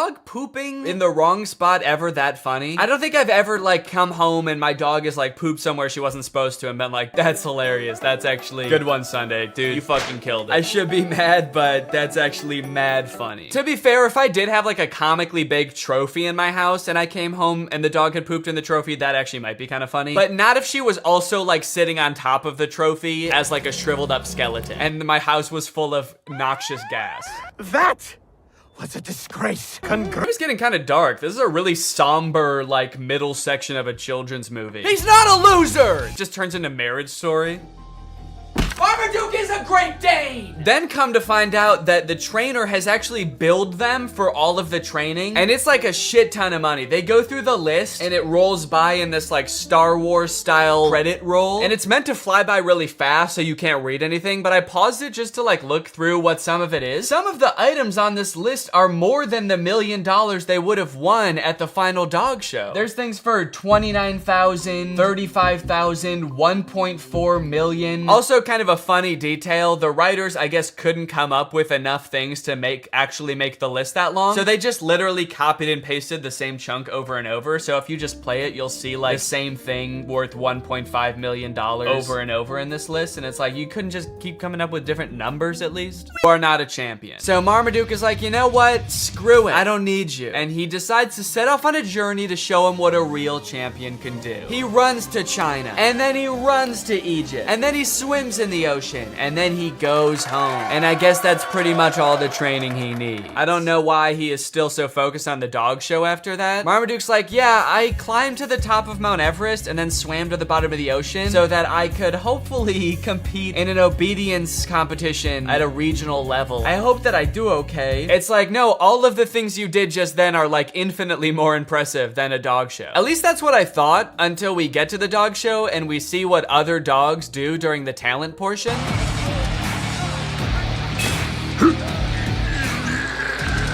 Zeus actually hypnotizes the crowd. That's actually pretty impressive. Yet another use of magic. I like that they're really doubling down on that in the third act of this movie. Also, I'm getting a lot of parallels from the Disney Channel original movie Zapped in this movie. Although I don't think anyone beat the shit out of a dog in that movie. Also, hang on a second. If hypnosis exists in this universe and it is like a thing that can be done effectively, why the hell did the trainer need to beat the fuck out of Marmaduke? If in this world it's possible to mentally make a dog do whatever you want, what sick thrill hell did Guy get out of assaulting Marmaduke? It's almost like that wasn't even training, and he just, like, what if he did hypnotize him and then he was like, and now the rest of this is just for me. Anyway, it's time for Marmaduke's portion of the talent show. Now, everything else up until this point is so insane that, like, anything Marmaduke could do, even if he did something really cool, would be kind of underwhelming. But, like, even with that in mind, Marmaduke just does the dumbest shit. His boy owner gets on his back and they just, like, run around the stadium. I'm sorry, Marmaduke, but that was not impressive at all. We literally all just saw magic happen. We saw a bulldog lift up a building. I know I keep mentioning that, but that was insane. We all just saw an entire crowd get hypnotized by a creepy blonde dog, and Marmaduke's like, yeah, but can you do this? Are you trying to bankrupt your family, Marmaduke? Because that's what's gonna happen if you keep this shit up. Are you trying to destroy your family's lives? You're going to. Keep dicking around on the ground like that with no talent, and you're gonna destroy their lives. It's happened before, it'll happen again. Okay, a little plot twist happens at the end of the dog show. Zeus, the beautiful dog, wins. Obviously, he hypnotized the judges, so we kind of thought that was gonna happen anyway, but it turns out that one of the judges is actually Zeus's trainer in disguise, so he gets disqualified from the talent competition. I kind of feel like it was pretty dumb of him to do that because he had a shot at winning anyway. It's not like he was like a total underdog. Dude was basically an overdog. He was actually bound to win. He hypnotized everybody. That's Marmaduke dead? Marmaduke was a good dog. What the fuck, dude? We will miss you very much. Okay, they're spending way too long on this if he's not actually dead. He should have come back alive by now, probably. Is there still time to hit the awards banquet? Jesus Christ, dude. You have to admit, if he did die, that would be objectively the funniest ending to this movie. Marmaduke doesn't win the dog show, and then he dies. And then everyone's really sad, and then the movie ends. In my head, when this was happening, the first time I watched this, I was like, please roll credits, please roll credits. It would be so fucking funny if Marmaduke dies. Oh, fuck, he's alive. Anyways, if this movie couldn't get any worse, it ends with an original song by Pete Davidson about being a dog. I'm the biggest dog around, the greatest Dane in the whole darn town, but my family doesn't understand. I gotta eat, it's my command. Did they give Pete Davidson 40 seconds to write this song? All right, Pete, it's time to record the ending song. What ending song? You guys didn't tell me there was gonna be an ending song. I don't know, man, you tell us. Hit it. All right, well, yeah, that's Marmaduke. Let me know what you thought, and now it's time to talk about our sponsor. Hello. Guys, did you know in the US it's legal for your internet service provider to sell your data to other companies? They can sell it to ad companies. Heck, they can sell it to whoever they want. This seems pretty screwed up to me. I don't know why this is legal, but what I do know is that Marmaduke is probably responsible. Luckily, today's sponsor, ExpressVPN, puts a stop to this by rerouting 100% of your network traffic through their secure encrypted servers. Those are servers that are both secure and encrypted. ExpressVPN also masks your device's unique IP address, making it much more difficult for like big tech companies or advertisers or really strong dogs from tracking you and matching your activity back to you so they can collect your data. There's a ton of great reasons to use ExpressVPN. You can unblock content that's not available in your country. For example, the movie Whiplash is not available on Netflix in the US, but with ExpressVPN, if you change your server location to the UK, it is available. They have 24/7 customer support, the fastest speeds, consistently faster than other VPNs, and it's easy to use. You can fire it up and get going with just one click. I've got ExpressVPN on my computer and my phone, pretty much every device that can have it in my house. So find out how you can get 3 months for free by visiting expressvpn.com/Danny Gonzalez. That's expressvpn.com/Danny Gonzalez. Thank you to ExpressVPN for sponsoring this video, and thank you to you guys for checking out our sponsor. Please get out from under my desk. All right, guys, thank you for watching this video. If you're new here and you're not subscribed yet, make sure you subscribe and turn on my notifications to join Greg. Is that in focus at all? Greg, join Greg. Greg is what I call my fans here on YouTube, my fan base, my audience. But we're more than that, you know? We're a family, we're an army. We are one guy named Greg. So if you want to join, then turn on my notifications and subscribe, and I'll see you guys next time. Bye-bye. What's up, Greg? You know, I feel like it's been a while since I found something real weird on TikTok. Like something so strange that I truly cannot wrap my head around it, but I've done it. It's two twins on TikTok, which is not uncommon for twins to blow up on TikTok, but these twins are different because these twins are in love. Aww. That's so cute. With each other. What? Oh, gross. Yeah, I know. Yeah, that's right. We're watching these guys today. You guys have probably seen videos titled Siblings or Dating. How about Siblings Are Dating? This is truly one of the weirdest things I've seen on TikTok in a while, and like the more that I look into it, the more puzzling it gets. It's like there are layers and it gets deeper, and there were twists in here that I did not expect. These dudes run an account called Alisov Brothers. I believe they're Russian, and the vast majority of their TikToks is literally just them doing stuff like this. I mean, like, being about to make out with each other, not dentistry.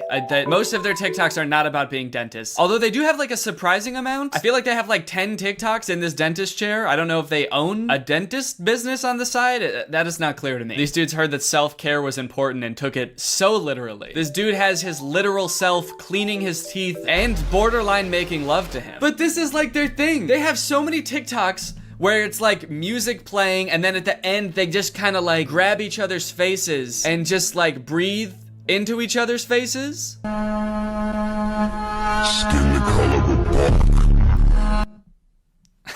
nice. Nice, dude, that's awesome. Has your brother ever been so right at math that you wanted to make out with him? I guess that's kind of the relatable angle they were going for here. Every video I watch, I feel like peels back another layer of their lives, revealing another even more confusing layer.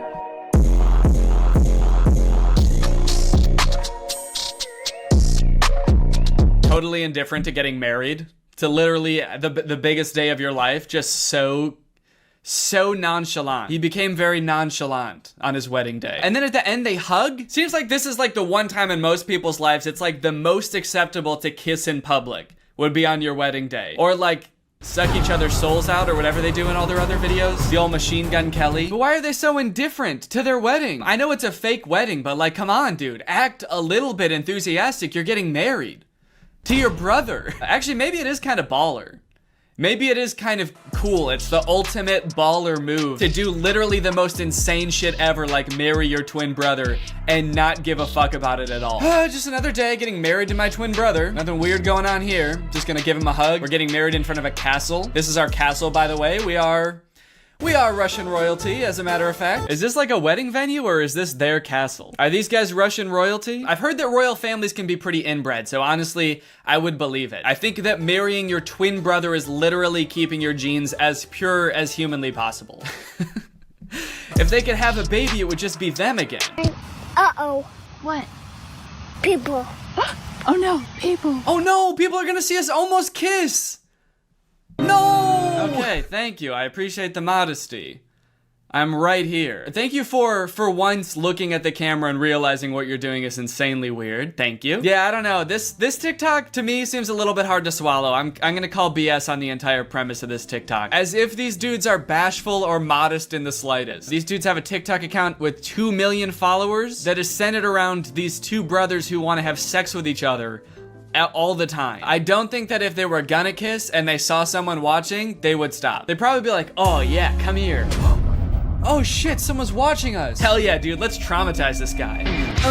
Okay, so clearly whatever's going on here is just like for shock value to get views on TikTok. I'm gonna give them the benefit of the doubt and assume that whatever this is, it's not like a real romantic relationship. It's just these two brothers who thought, hey, if we do this like weird shit, we can probably get really famous on TikTok. And I guess they have like 2 million followers, but like this video has 70,000 likes, which on TikTok is not that much. And some of their videos have like 7,000 or 8,000 likes, which I don't know about you, but to me, makes this a lot weirder. Like people will do weird shit for fame and millions of dollars all the time. You can't stop people from doing that. But for like 5,000 likes, you're gonna make the whole world think that you're in love with your brother for 5,000 likes? Is it worth it? It'd be funny if this is them just realizing that people can see all these TikToks. They're like, oh fuck, we've been posting these to a public audience? Oh, that is not good. I thought these were just for us. Cause yeah, man, I don't know. I just have a hard time believing that this would ever be the reason that you were outcast from society and had to run away together. These twins just robbed a bank and ostensibly murdered somebody, and somehow it's the most normal thing they've done so far. Imagine seeing this in real life and having to be the person that reported this crime. All right, was there anything weird about the guys who did this? Yeah, there was a lot.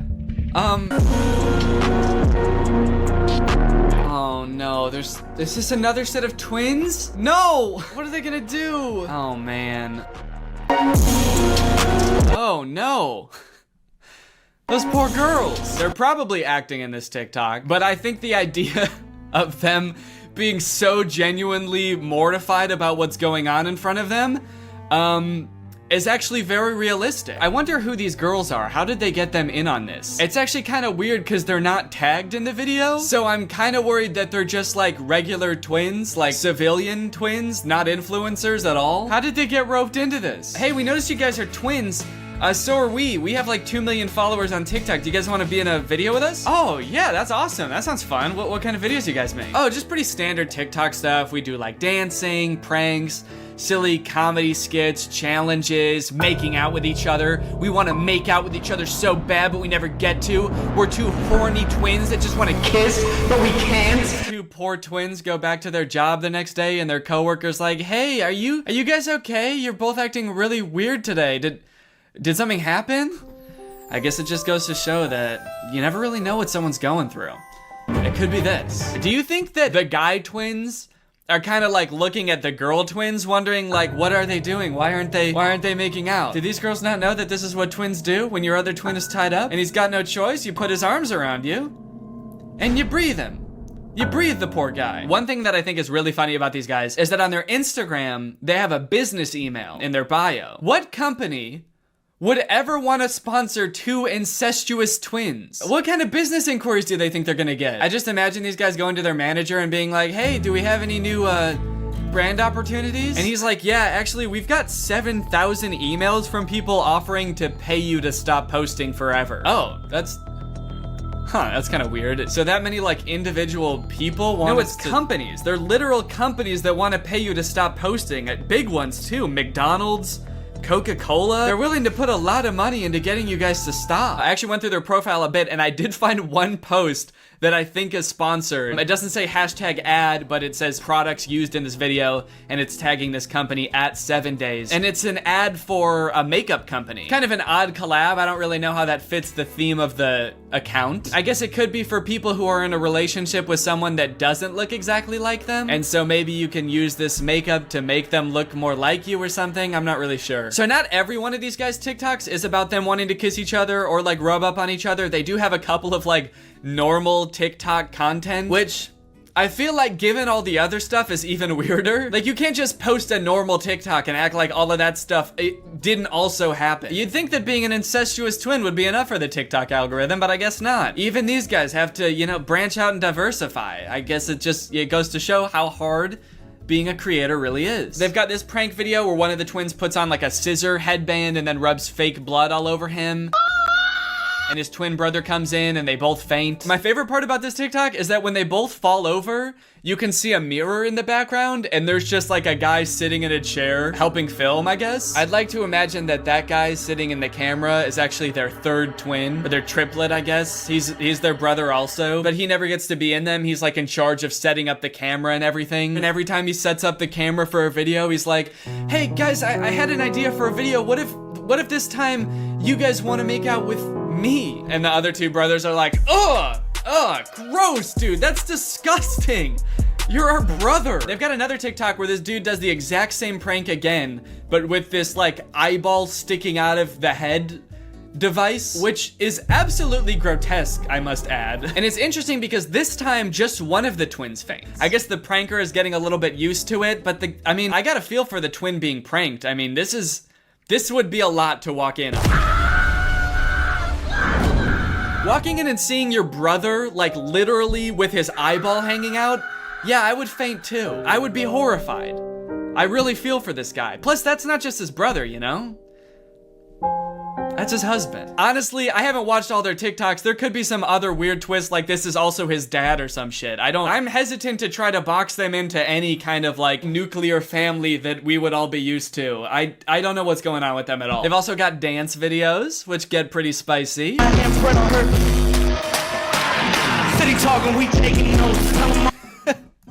I like to imagine someone scrolling down their profile being like absolutely disgusted by most of their TikToks and being like, oh, thank God, finally a normal TikTok. Oh, fuck, dude. There's a comment on this one that says sus, but I'm starting to accept it. Is this how quickly as a society we become desensitized to things now? What changed? What made you start to accept it? I'm so confused. I feel like something must have happened to this person in their own personal life outside of watching these TikToks that made them accept it. Like maybe their brother got really hot all of a sudden and they were like, whoa, maybe I spoke too soon. These TikToks are kind of on point. Okay, wait, hold on. So now this is confusing. I've started to see comments that are really throwing a wrench in my understanding of this situation. This comment says, are you guys dating or brothers? And this person responded saying, actually at first they were saying, but did not know they were related until the DNA test showed up. Oh, they meant dating. Actually at first they were dating, but did not know they were related until the DNA test showed up. So this person is saying somehow these two guys fell in love without knowing that they were twin brothers. These guys are like, whoa, that's crazy. I mean, we knew we looked exactly alike and we were both coincidentally adopted from the same orphanage, but how was I supposed to know I'm related to the guy? Okay, now I'm seeing comments that are saying that they might not actually be brothers. My guess is they aren't really brothers. They look alike, but they had cosmetic surgery to look more similar and they're just acting like brothers. Okay, I'm sorry, that seems so unfeasible to me. Spending thousands of dollars to look like somebody else, to get 70,000 likes on TikTok and have everyone think that you're in love with your brother? Okay, this person said they are brothers, and then someone commented under that, if you look closely, they don't look anything alike. I think they just seem like it for clout. Maybe. And then someone else said, yeah, I've stalked them for the past 15 minutes, and honestly, they look alike, but not really like brothers. What? Are these guys not twins? Hold on, no. I've spent the past like 3 days watching these guys' videos. Are they not twins? Do they just look like twins because they wear the same clothes all the time? All right, I've been doing some investigation into the topic. Here's my presentation. Alisov brothers. Twins or just guys? Are these two genetically identical humans? Are these just two guys having fun, having a good time? In this investigation, I wanted to take a closer look at the two guys to see if they really look as similar as I thought they did. One of the tricky things about doing this is they never like have both of their faces right next to each other for comparison, like both looking dead on into the camera, both at the same distance. Kind of suspicious, no? Really makes you wonder. No. All right, let's start with the similarities. The similarities I think are pretty obvious. Take a look at this. In some pictures, their faces are virtually indistinguishable. Look at the noses. This is the same nose. The shape of the nostril, the curvature, that little swoop that makes it look like just like a ski slope. That if you were a little skier, you'd probably just ski right off, whoop, and then land in the twin brothers' mouth because they'd sort of be right next to each other like that. They've got the same eye color. Look at the ears too. I mean, that's like having the same nose and the same ears. What is that? What are the odds of that? I'm not a geneticist. I don't know how much ears vary from person to person, but like, look at how thin like the ridge of the ear is. I feel like that's abnormal. Yeah, I've definitely got a fatter ear ridge there. That's not a normal ear ridge thickness. So of course they have the same hair, but that's pretty easy to fake. Even if they didn't, they could dye their hair and cut it the same way. I could shave my head and I'd look just like Jeff Bezos. Does that mean that I'm entitled to some of his wealth? Now let's talk differences. Do the boys have different facial structures? I hope you can tell, but I've noticed in a few of their TikToks, one of them seems like he's got a lot slimmer face. It's very defined right here. This guy's face is a lot more smooth and a lot more round. In some of their videos, I've noticed that their eyebrows look different. This is a makeup one and it's before they put on makeup. Their eyebrows look more different than when they are wearing makeup. This one's eyebrows are kind of a little more curvy. They go whoop. These ones, a little more straight. See that? So there are some differences. After looking at them for quite some time, there are some differences. But does that mean they're not twins? Zach and Cody, Dylan and Cole Sprouse, these are genetic twins as far as we know. As far as today's top scientists know, these boys are definitely twins. And even when they were younger, I mean, you could tell them apart for sure. Like, they had differences. And now they're all grown up, and I'd say they look even less alike. I think that happens to twins as they get older. They live different lives, they eat different foods, meet different people. But just because they look slightly different, that doesn't mean that they're not in love. I also wanted to see if I could find any evidence for that claim that they were dating before they knew they were twins. So I was looking that up and I could not find that anywhere about them. The only thing I could find about that was this article, and it describes exactly what that comment was talking about, except the dudes that are named in the article are not the Alisov brothers. They have totally different names, Jason Osborne and Alex Brown. So I don't know if someone just saw this article and like assumed it was talking about the Alisov brothers. Like, oh, that explains it. Okay, case closed. This is an article from the UK, not from Russia. Different names, but it's probably talking about them. I did also email the brothers at their business email. I figure they probably don't get a lot of emails, so I thought I might get a response. Just asking them if they're twins. I said, please, are you guys really twins? I have to know. And I sent it. And as of right now, I have not heard back. So after that deep and thorough investigation, my opinion, they're twins. They are, I do think that they're twins. Sure, they have small differences in their facial features, but like they look exactly the same. They're twins. But that is not a good thing. That's not a good thing. I'm not happy that I think that. But as I said, you know, that's just my opinion. What do you guys think? Are they twins? Are they really in love?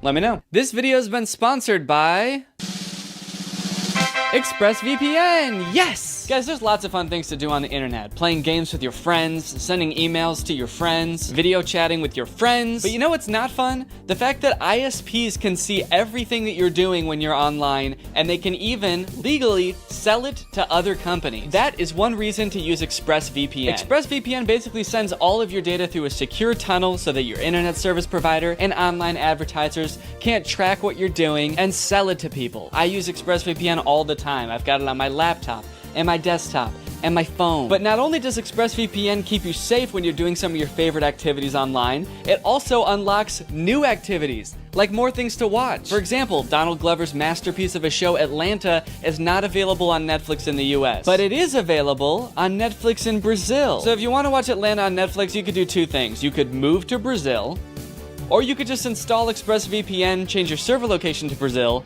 and now you can, and then you can watch it. You know, I mean, you can pick whichever one you want to do, but I think ExpressVPN would be easier. ExpressVPN's got the fastest speeds, they've got 24/7 customer support, and they're consistently ranked the #1 VPN by multiple sources, as you can clearly see here. So if you want to find out how you can get 3 months of ExpressVPN for free, then head on over to expressvpn.com/Danny Gonzalez. That's expressvpn.com/Danny Gonzalez. Thank you to ExpressVPN for sponsoring this video, and thank you to you guys for checking out ExpressVPN. Bye, thanks for watching. What's up, Greg, and welcome back to another episode of Please Stop Trying to Give Birth at Disneyland.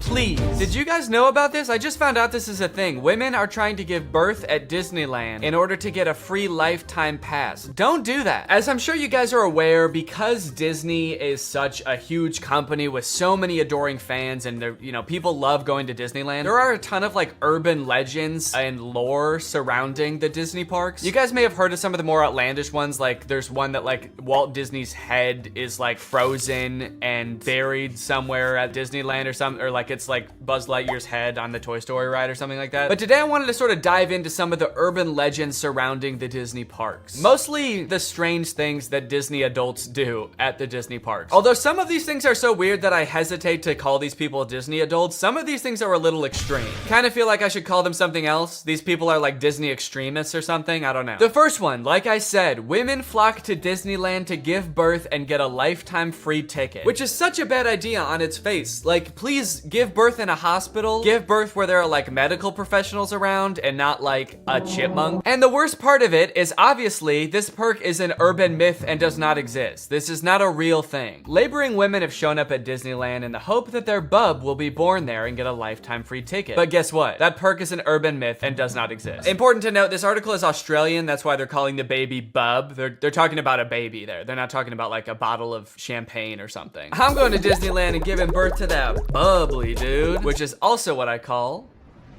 having a fart. I just gave birth to a bubbly. As a veteran of the pregnancy game, I know for sure that the journey to motherhood, okay, that's a weird way to say I've given birth before, or just that I am a mom. As a veteran to the pregnancy game. So you have kids, right? Me? Yep, yeah, that's right. I've done 3 tours of pregnancy. I've seen shit you cannot imagine. The pain, the screaming. Yeah, I've heard childbirth can be pretty tough. The innocent lives lost. Oh. What? The airstrikes. So many civilian casualties. Are we still talking about giving birth? Yes. Laboring women are racing to Disneyland's gates in hopes that if their baby is born there, they will secure their child a lifetime pass. Okay, so the article goes on to describe that there are people that have given birth at Disneyland before, and people have tried to replicate it and give birth at Disneyland, and they've gotten caught, and it hasn't gone well. I do feel like the article is over-exaggerating, though, saying that laboring women are racing to Disneyland's gates. Like, pregnant women have, like, the baby already coming out, and they're shoving it back in, like, running into Disneyland. There's just, like, a crowd of angry mothers-to-be banging on the gates in front of Disneyland. Let us in! We must release our spawn! Like, making a break to the Pirates of the Caribbean ride to do a water birth. I just feel like they're exaggerating a little bit. I don't know if I would characterize it quite like that. So you're probably wondering how this rumor started. Like, did Disney ever at one point give a lifetime pass to someone whose baby was born at Disneyland? Well, I will let this TikTok explain that. Today in Disney history, the very first Disneyland baby was born. Rosa Salcedo gave birth to a 6-pound, 10-ounce baby girl on a bench on Main Street, USA, right outside of the Plaza Inn. Can you imagine visiting Disneyland as a family of 2 and coming out as a family of 3? Yeah, I can actually. But not because I'm gonna give birth. I'm gonna kidnap Donald Duck. You're my child now, Donald. The perfect happy family of 3. Husband, wife, and my uncle Donald Duck, who I've been holding at gunpoint for the past 16 years. There have been 4 babies born at Disneyland, and all of them have been girls, but only one has their own Disneyland birth certificate. So that might not have sounded significant, but that's actually how the rumor started. The first baby that was born there, Teresa, got a birth certificate that was just like a Disney birth certificate that says like, this is the first baby to ever be born at Disneyland. And I guess like word got out that this baby got some kind of special certificate, and then people just started assuming like, oh, that's a lifetime pass. That baby got a lifetime pass. And from that moment on, has just been a rumor that if you give birth at Disneyland, your baby gets a lifetime free pass. So honestly, if you're like that big of a Disney fan and you do this, you don't even get a lifetime pass. You still have to pay to go to Disneyland. It's just your baby that gets in for free. And I kind of feel like babies get in for free to Disneyland anyway. Is that true? Children under the age of 3 get in free to all 4 theme parks and 2 water parks at Disney World. There you go. You want your kid to get in free to Disneyland? A better conspiracy would be just pretend they're 3 years old for their entire life. That shit could actually work. The article goes on to talk about a time where someone has tried to sneak in to give birth at Disneyland, and they hid in the bathroom while going into labor until I guess employees had to like assure her that her baby would not be getting a lifetime pass, and then she was like, oh, okay, fine, then I'll just go to the hospital. Once they assured her that she would not be receiving a lifetime passport, she came out and accepted the ambulance ride to Western Medical Center where her baby was born shortly thereafter. I don't know about you guys, but it kind of sounds like she failed the test. If you know anything about Disneyland, you know how well the cast members there, all of the employees, all the staff, all the people in costumes are trained to like respond to every circumstance. It sounds like you just entered the giving birth at Disneyland experience, and honestly, you didn't make it to the end where you get the prize. It also says that this discussion board, The Laughing Place, has some hilarious forum chats about this topic. So I guess other people have been like sharing stories about this happening on this forum, but when I clicked on it, it turns out that it doesn't exist anymore, which kind of sucks because I wanted to find out more times that this has happened, but honestly, it is probably for the best. Kind of sounds like they were talking about some pretty sick shit in there. You think you're gonna go to a Disney forum and see people talking about like, my favorite movie's Coco, but instead you see people talking about like, I'm gonna give birth inside of Pluto's house. I'm gonna go to Disneyland and get fucked by Goofy, and then Goofy's gonna be the father of my child, and I'm gonna give birth on It's a Small World. And I'm gonna make Elmer Fudd cut the umbilical cord. Is Elmer Fudd a Disney character? I actually don't think he is. But he's gonna be there anyway. And then me and my freak mutant, half goofy, half human child will both get lifetime passes. Free pass for life for my little freak. Passes or not, being born in Disneyland is a pretty cool claim. Yeah, I mean, I guess so. The way this is written, it kind of makes it sound like, so you might not get a free pass, but I don't know, it's worth a shot. You might want to do it anyway, just for shits. I've actually found a little bit of discussion about this on TikTok as well. Quick question, what's stopping me from giving birth in Disney World? Like in the Magic Kingdom, on a ride, in the up couple. I think this TikTok in particular is a joke, but the comments under this TikTok are actually very interesting. I went into labor at Disney. They were not cool about it. And people like responded asking her to elaborate, and she goes on to detail her experience going into labor at Disney. And from her experience, it kind of sounds like the second anybody starts going into labor at Disney now because of this conspiracy, the entire staff immediately flips and like makes it their top priority to get you out of the park and like to a hospital to give birth. And I guess that sometimes they can be so rushed trying to get you out of the park that it comes off as rude, but obviously they're just like concerned for your health. They also don't want this rumor escalating of like people giving birth getting a free pass. And also it's just like people in sweaty mascot costumes trying to not deliver a baby because that's not their job. So sometimes I guess it comes off as rude. But the funny thing is, from this woman's entire explanation, it sounds like she didn't even know that this urban legend was a thing. So in her head, I guess she just like broke some unspoken rule at Disneyland that she had no idea about and made the entire staff of the happiest place on earth turn on her in an instant, which is so funny to me. Hello there, what can I get for you? Yeah, can I just get a medium root beer, please? Oh, great. Oh, great, another guy here to put his balls in the root beer. What? Hey everybody! This guy right here is about to pull out his big fat balls in front of everyone, in front of a bunch of children, and put his balls in a glass of root beer. Why would I do that? Don't play dumb. I'm not playing dumb. I am dumb in this situation. You've clearly heard that if you put your stupid fat balls— why do you keep calling them fat? In the root beer at Disneyland, you get to spend the night with Minnie Mouse. Oh, what the fuck? No, I just wanted some root beer. Is that true? No, it's an urban legend. But no matter how many times we tell people it's not true, we still get perverts like you coming to Disneyland, ordering root beer just so they can put their stupid— don't call them fat balls in it. Oh, come on, man, don't cry. I already am. Why do you still sell root beer if this keeps happening? Because if you shit in the root beer, you actually do get a free fast pass for Space Mountain. Okay, I don't want to put my balls in root beer, and I definitely don't want to shit in the root beer, okay? I legitimately just want to drink some root beer. Oh. Sorry, my bad, man. I didn't know. Okay, well, that's literally what I asked for, so here you go. Ah, what the fuck is that? It's Walt Disney's head. You said the secret code, so here's his head. No, root beer. What? I wanted root beer. I wanted to drink root beer. So no head? No. Overall, pretty disappointing that anyone actually believed this in the first place. In what world would Disney want to foster an environment where mothers are coming into their park, their theme park, to try to give birth? Especially if they're not like billing it back to the person that gave birth and being like, okay, here's your hospital bill, and because it's Disney, it was $1 million.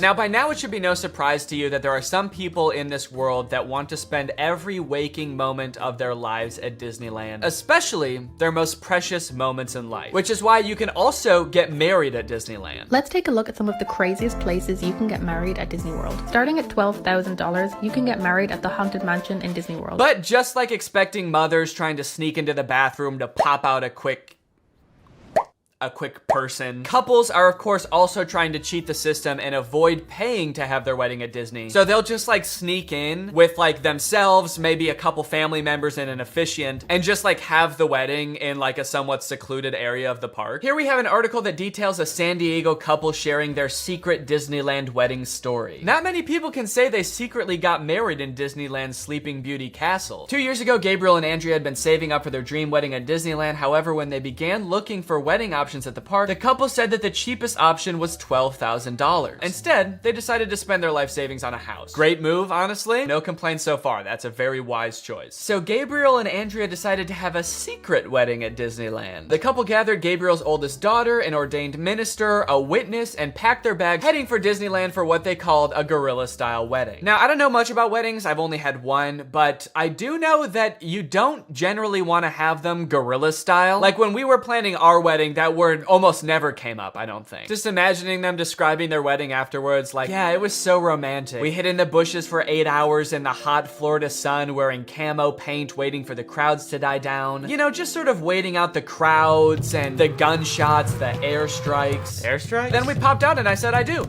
Happiest day of my life. Here's my favorite picture of the big day. Now buckle up, because this next urban legend is about to get nasty. Quite literally, this is disgusting. Like I said, the most devoted Disney fans would probably spend forever at Disney if they could, but maybe they can. For years and years, the Haunted Mansion has been the home to an endless supply of Disney myths and legends. But the attraction's most prevalent and persistent rumor is that guests regularly spread the remains of their friends and family inside the ride. This can't be true though, right? It is 100% true. Yes, that is right, and I don't want to bash anybody's final wishes. I know that that's a very personal thing, but spreading human remains in a public place that people are like walking around and touching? Please don't do that. Or you know what, I should say, because I feel bad for people who are just trying to honor their dead relatives' wishes or whatever. If you're alive still and you're watching this video and that's gonna be in your will, please take it out. Don't make people do that on your behalf. Honestly, I am a little relieved that people are sticking to like spreading ashes at least, because there are a lot of different ways to dispose of a body. It was actually my grandpa's greatest wish to be laid to rest at Disney. Oh, that's sweet. You're gonna scatter his ashes around at the park? Not exactly. The Haunted Mansion probably has so much human ashes in it, it's not even funny, said one Disneyland custodian. Bleh! That is the nastiest thing. Oh my God. Don't do that. Do not do that. Please. People scatter their loved ones' ashes in the Disney parks monthly. Can you imagine just like being on a ride and the person next to you is dumping out ashes? Disney employees are literally aware of this too. They have to follow special protocols every time this happens. The custodians are used to identifying and vacuuming up these ashes. I don't know why I was surprised to hear they vacuum them up. Of course they do. It's a literal human corpse, basically. Of course they get rid of it. The people who are like requesting this happen to their bodies must know this, right? They must know that some custodian that does not willingly work in like a morgue or something is going to have to take care of that. This sounds awful for everyone. If you're the custodian, you have to vacuum it up, but if you're the person that just lost someone you care about, you have to know that they're just gonna vacuum it up. They might even make you watch. They have you come identify all the places that you scattered the remains, and then they just like make eye contact with you while they're vacuuming it up. This is going in the garbage now. We're gonna throw this in the garbage now. Say bye-bye. So when you're laying them to rest in the happiest place on earth, you're actually condemning them to forever in the suckiest place in the world. Yes, that is a very funny joke. And people will put them anywhere too. Like flower beds, bushes, the lawn at Magic Kingdom, outside the park gates. Outside the park gates? They'll put this shit anywhere too, outside the park gates, on the highway on the way home, the McDonald's across the street, Universal Studios, shit anywhere. It doesn't really matter. I feel so bad for the employees that have to deal with this, honestly. That would be so scary. Honestly, even as a patron, I honestly like going to Disneyland every once in a while. I think it's pretty fun. But next time I go, I am going to be terrified that I'm like touching human remains at all times. Especially now knowing that they put them everywhere. I'm gonna be eating a turkey leg and wondering like, is this actually some guy's leg? They're most frequently dispersed around the Haunted Mansion, which is kind of perfect if you ask me. Okay, this girl's actually a little bit too into it. But now this whole ashes thing, which is not really an urban legend, is actually true, has actually spawned urban legends out of it, as you can see here. Have you heard of the legend of the crying boy at the Haunted Mansion in Disneyland? The story goes a mother spread her son's ashes without permission from Disneyland, and you can see him crying as you're exiting the ride. Spooky. I wonder why he's crying. Maybe because his ashes are in a vacuum. Maybe because he was a little boy and his mom spread his ashes in the scariest ride at Disneyland. The mom was like, yeah, my son used to love this ride. Every time we would get on it, he would be screaming and crying and shaking because he was so happy and excited. So I decided this is the perfect place for him to spend the rest of eternity. In a rundown castle of pure terror. It's what my darling little boy would have wanted. All in all, it seems to me that Disney, this giant corporation that owns like every media property known to man, has their grubby little fingers wrapped around people a little bit too tightly. It's like you already have every movie and TV show. Do you really need people like begging to spend their entire lives at your theme park also? But even still, with people spreading their loved ones' ashes at Disney, people trying to give birth at Disney just to get free tickets, Disney is still trying their best to immerse you in their parks as much as possible to make you never want want to leave. Recently, Disney opened up the Galactic Star Cruiser Hotel, which is a Star Wars hotel and experience. I think it's like a 2 or 3 day long experience where you are like in this hotel. There's like a story that you have to follow about shit going on around you. It seems very immersive, and to a pretty big Star Wars fan, honestly, it sounds pretty cool. But it is also $5,000, and instead of windows, your room has a screen that just shows a video of outer space playing. So, you know, just keep that in mind that you might go insane while you're in this place. With no concept of night or day, you just have to adhere to the Star Wars pre-approved activities. There's like stormtroopers patrolling the halls at all times. It's kind of like they wanted to build a Star Wars hotel, but they built a prison instead. I read through some of the Google reviews for this hotel. It's only been open for a little bit, so there's not that much to go off of. And honestly, there are a lot of 5-star reviews of people who seemingly really enjoyed it. I did think that this review was really funny. This person gave it a 1 out of 5, and they said, thought the experience was fun, but not worth the price. There are too many missions to keep track of, and you are always missing something. It kind of seems like they got like too immersed in the story and like started to believe that they really needed to complete these missions. This sounds more like the review of a disgruntled employee that like works on a spaceship. There are too many fucking missions, man. There's too much shit to do. The hyperdrive is gonna fail, and I need to fix that. Not to mention the First Order's breathing down my fucking neck, trying to get me to give away the location of my comrade. This place is fucking stressful. I think my favorite thing I've seen come out of this Star Wars hotel is this apparently now deleted ad for the experience that says, strike unlikely alliances in your very own Star Wars story. Apparently when you come in, you can decide if you want to be like on the good side or the bad side. So this ad, holy shit, this place is metal, dude. This goes hard. It's crazy to me that you actually can choose to be on the side of like the evil intergalactic fascists, basically. You and your preteen daughter can don First Order uniforms and betray one of your favorite character's trusts, Chewbacca, giving away his location and leading the First Order directly to him, who will take him away to be tortured and then eventually executed. It might be a little too immersive. It might be. We're gonna start hearing people come back and you're gonna be like, how was your trip? You went to the Star Wars hotel, right? And they'll be like, the guilt over my actions will haunt me forever. But I did what I had to do. It was honestly fucking sick. I loved it. And honestly, like, if someone offered to bring me there for free, would I go? Yes, I probably would. Yeah, honestly, I would like to go 100%. I would like to go. And as if living in an intergalactic prison isn't life is curated by Disney. Oh gosh. I feel like we have so much chemistry together. Me too. This has been great. This date was a lot of fun. I really haven't connected with anyone like this in a long time. Fantastic. How likely would you be to recommend this experience to a friend? What? On a scale from 1 to 10, how would you rate my performance? Performance? I thought you were just like genuinely interested in me, like romantically. Oh, perfect. So a 10 then? I really opened up to you. And you opened up to me. That's all just part of the story living experience. It's Disney magic. So that whole story you told me about how sad you were that you had to release your pet into the wild because it had grown to be wild. That was the plot of The Fox and the Hound. What the fuck is wrong with you? Thank you for riding Disney's Love Connection. Please make sure you pick up all your belongings as you exit the ride. Are you an animatronic? Please do not try to fuck any of the animatronics. Are you all animatronic? Have a lovely day here at Am I the only person that lives here? Anyway, that's the end of the video. It's time to talk about our sponsor. What's up?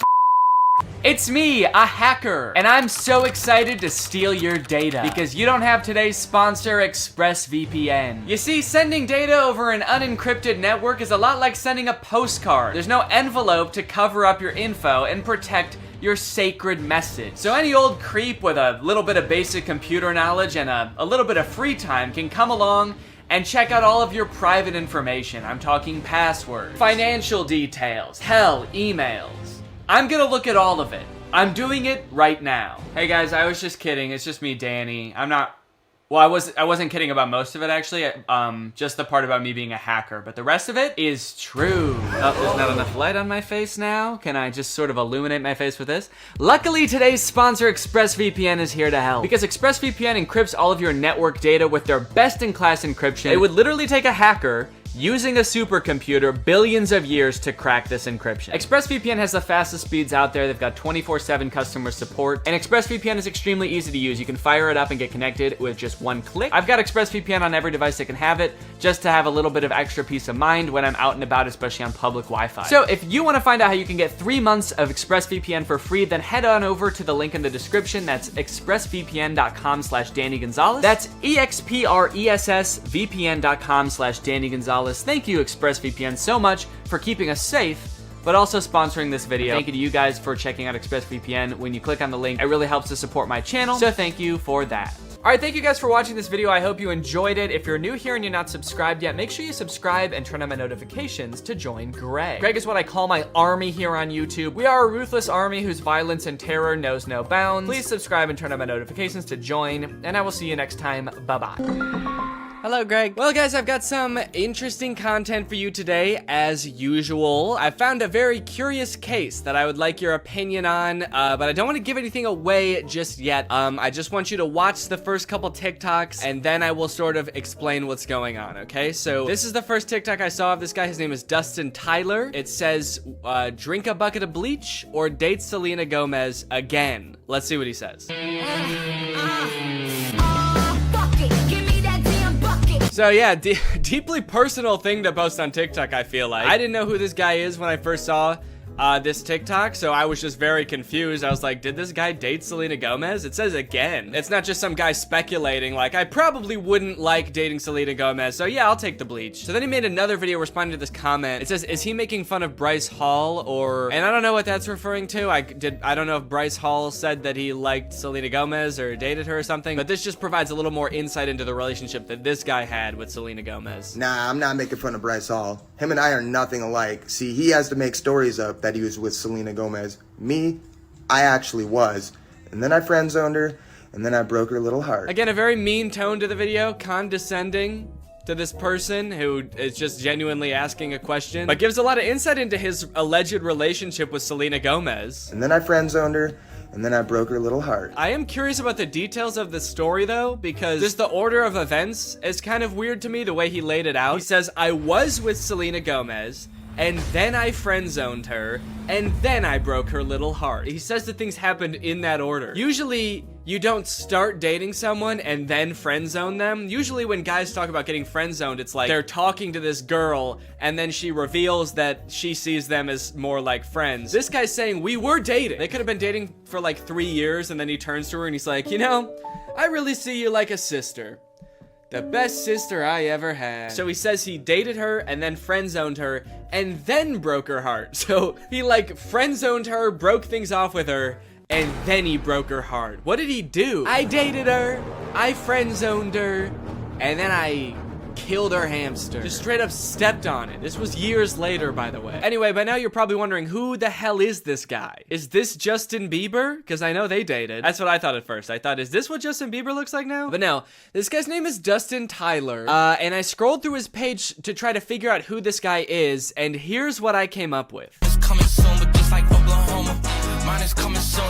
I'm just a late bloomer. Okay, so I didn't know who this guy was at first, but luckily there's a logo in the corner that says Victorious. Apparently this guy was a character on Victorious. At first I did think this was Andy Samberg from 2006, but he was a character, let's see, Victorious puppet guy. He was this guy. Robbie Shapiro is one of Tori's friends at Hollywood Arts, and he's got a few videos where he does sort of a glow up. He's like, this is what I used to look like back when I was on Victorious, and this is what I look like now. Don't I look so different? And then I was like, okay, this makes sense now. So this guy used to be on like an old Nickelodeon show, and so he was probably in with the Nick kids and the Disney kids, and so that's how he knew Selena Gomez, and that's how they dated, right? It all makes sense. However, after reading the comments on these TikToks, I came to discover that this guy, this man, is not the guy from Victorious. These are two different people. He's just straight up lying about everything. He's not that guy. He didn't date Selena Gomez. His page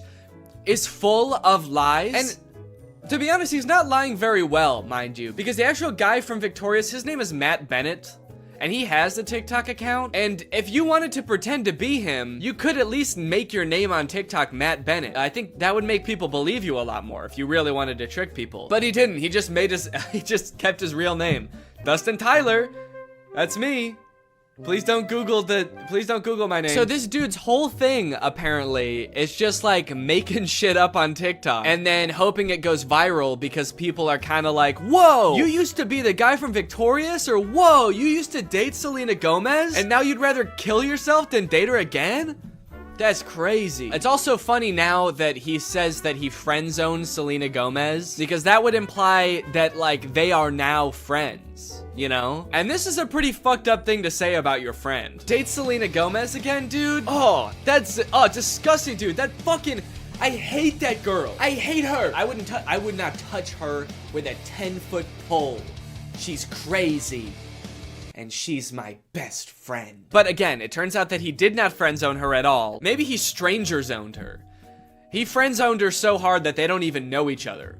And never did. This is kind of interesting to me because this is sort of playing off an existing trend on TikTok where people will post like that they have some sort of past or current relationship with a celebrity, like my uncle is Tom Cruise, or like my grandma is Sandra Bullock. And like TikToks like these will go viral because people are just like weirdly obsessed with stuff like that. The comments are always like, holy shit, I didn't know Tom Cruise had a family. I'm not really sure why people are so surprised about it. I understand just being like, yeah, I never really thought about like what Tom Cruise's cousin would be like before. But then again, why would you, you know? Like, I can't imagine why you'd ever be in like a Mission Impossible movie wondering like, I wonder who the guy who plays this character's cousin is. What's that guy like? What's he up to? So I guess it's just surprising to like see him. But it's not really surprising to find out that he does have a cousin. I don't think we're all under the impression that like Chris Pratt just showed up just came about through natural causes. If you just search on TikTok, I think famous relative check, lots of videos will come up about being related to Charlie D'Amelio or Bob Saget. Okay, this guy is saying that his mom is Flo from Progressive. This is kind of like a popular thing on TikTok, and anytime like a big celebrity has some cousin post about them, it goes viral. But the downside to blowing up in this fashion is that it's kind of hard to keep this momentum going, you know? Most people don't have multiple famous relatives, so you can't just keep posting about like having more famous relatives. I mean, I guess if your cousin was Justin Bieber, you could just sort of keep filming him at every like family get together. But you are kind of just limited to one famous person, which is where I think this guy Dustin Tyler has it all figured out, because he doesn't just pick one celebrity to be related to. He'll lie about being related to anybody in a multitude of ways. Now,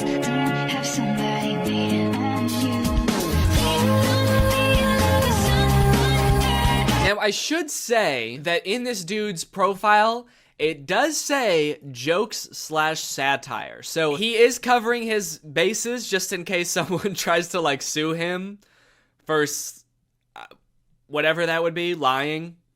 Being weird. In case anybody tries to sue me for being a little bit strange, it's all jokes. Also, all of his TikToks about like dating famous women are about him friend zoning them. Or like him like dating them and being like, yeah, I dated like the most famous woman in the world. It was trash. Low-key, I'm a little bit out of her league. I mean, look at me, dude. I've got tattoos, and I live in a hallway. And he kind of tries to disguise it as sort of like self-deprecating, like, oh, what an idiot I am. I dated the most famous pop star in the world, and I was too good for her, and I broke her heart, ripped it to smithereens, and now I kind of regret it. Dope, I'm so stupid. Oopsie. If this is all of his content, then like his whole friend group must just be famous pop stars, right? If he's friend zoning all of these girls and they're just his friends now. Maybe this is the only way he knows how to make friends. Put your back into it, tell us why, show us how. Look at where you came from, look at you now. The caption for that one is, this is what I looked like when I friend-zoned Ariana Grande. Okay, that one's not even trying to disguise it as like a self-deprecating joke. That one's just like, look at how ugly I was when I friend-zoned a literal pop music icon. And now look at how hot I am. I can't decide how I feel about this, because on one hand it's kind of creepy, but it also is kind of funny that he's just like pretending to be dating all of these famous people. I will say, very disrespectful to the guy from Victorious. The fact that he's using this guy's picture to be like his past ugly self and being like, but now don't worry guys, now I'm hot. I don't look like that ugly ass dweeb anymore. And he's like showing a picture that's not even him, it's some other guy. And he's also kind of like lying about things that guy did too now. He just starts assigning all of this horrible shit to this guy that's not even him. Yeah, this is what I looked like back when I robbed that bank. Can you believe this is what I looked like back then? Damn, that was the same year I blew up that hospital too. Shit, I've really changed since then. My name is Matt Bennett, by the way, and I did all those things. People just walk away from those videos being like, wow, that guy who played that kid in Victorious is kind of an asshole. Also, one of the weirdest things about this is he also posts all of these TikToks on Instagram, and he's verified on Instagram, which seems very weird because literally all he does is pretend to be other people, and somehow that gets him verified. But he does, in fairness, also say jokes and satire in his Instagram description. So when Instagram verified him, what they're saying is, don't worry, guys, this really is the guy who pretends to be the guy from Victorious. If you're wondering if this guy really is who he says he is really the guy that pretends to date Selena Gomez. They do get a little bit creepier though. This one is like that sound that's like, back in the day, me and you, baby, we used to have fun. And it says, my mind when I bump into Ariana Grande when she's with her husband with like a emoji. Imagine this guy that Ariana Grande's never met before bumping into her in public with her husband. Remember me?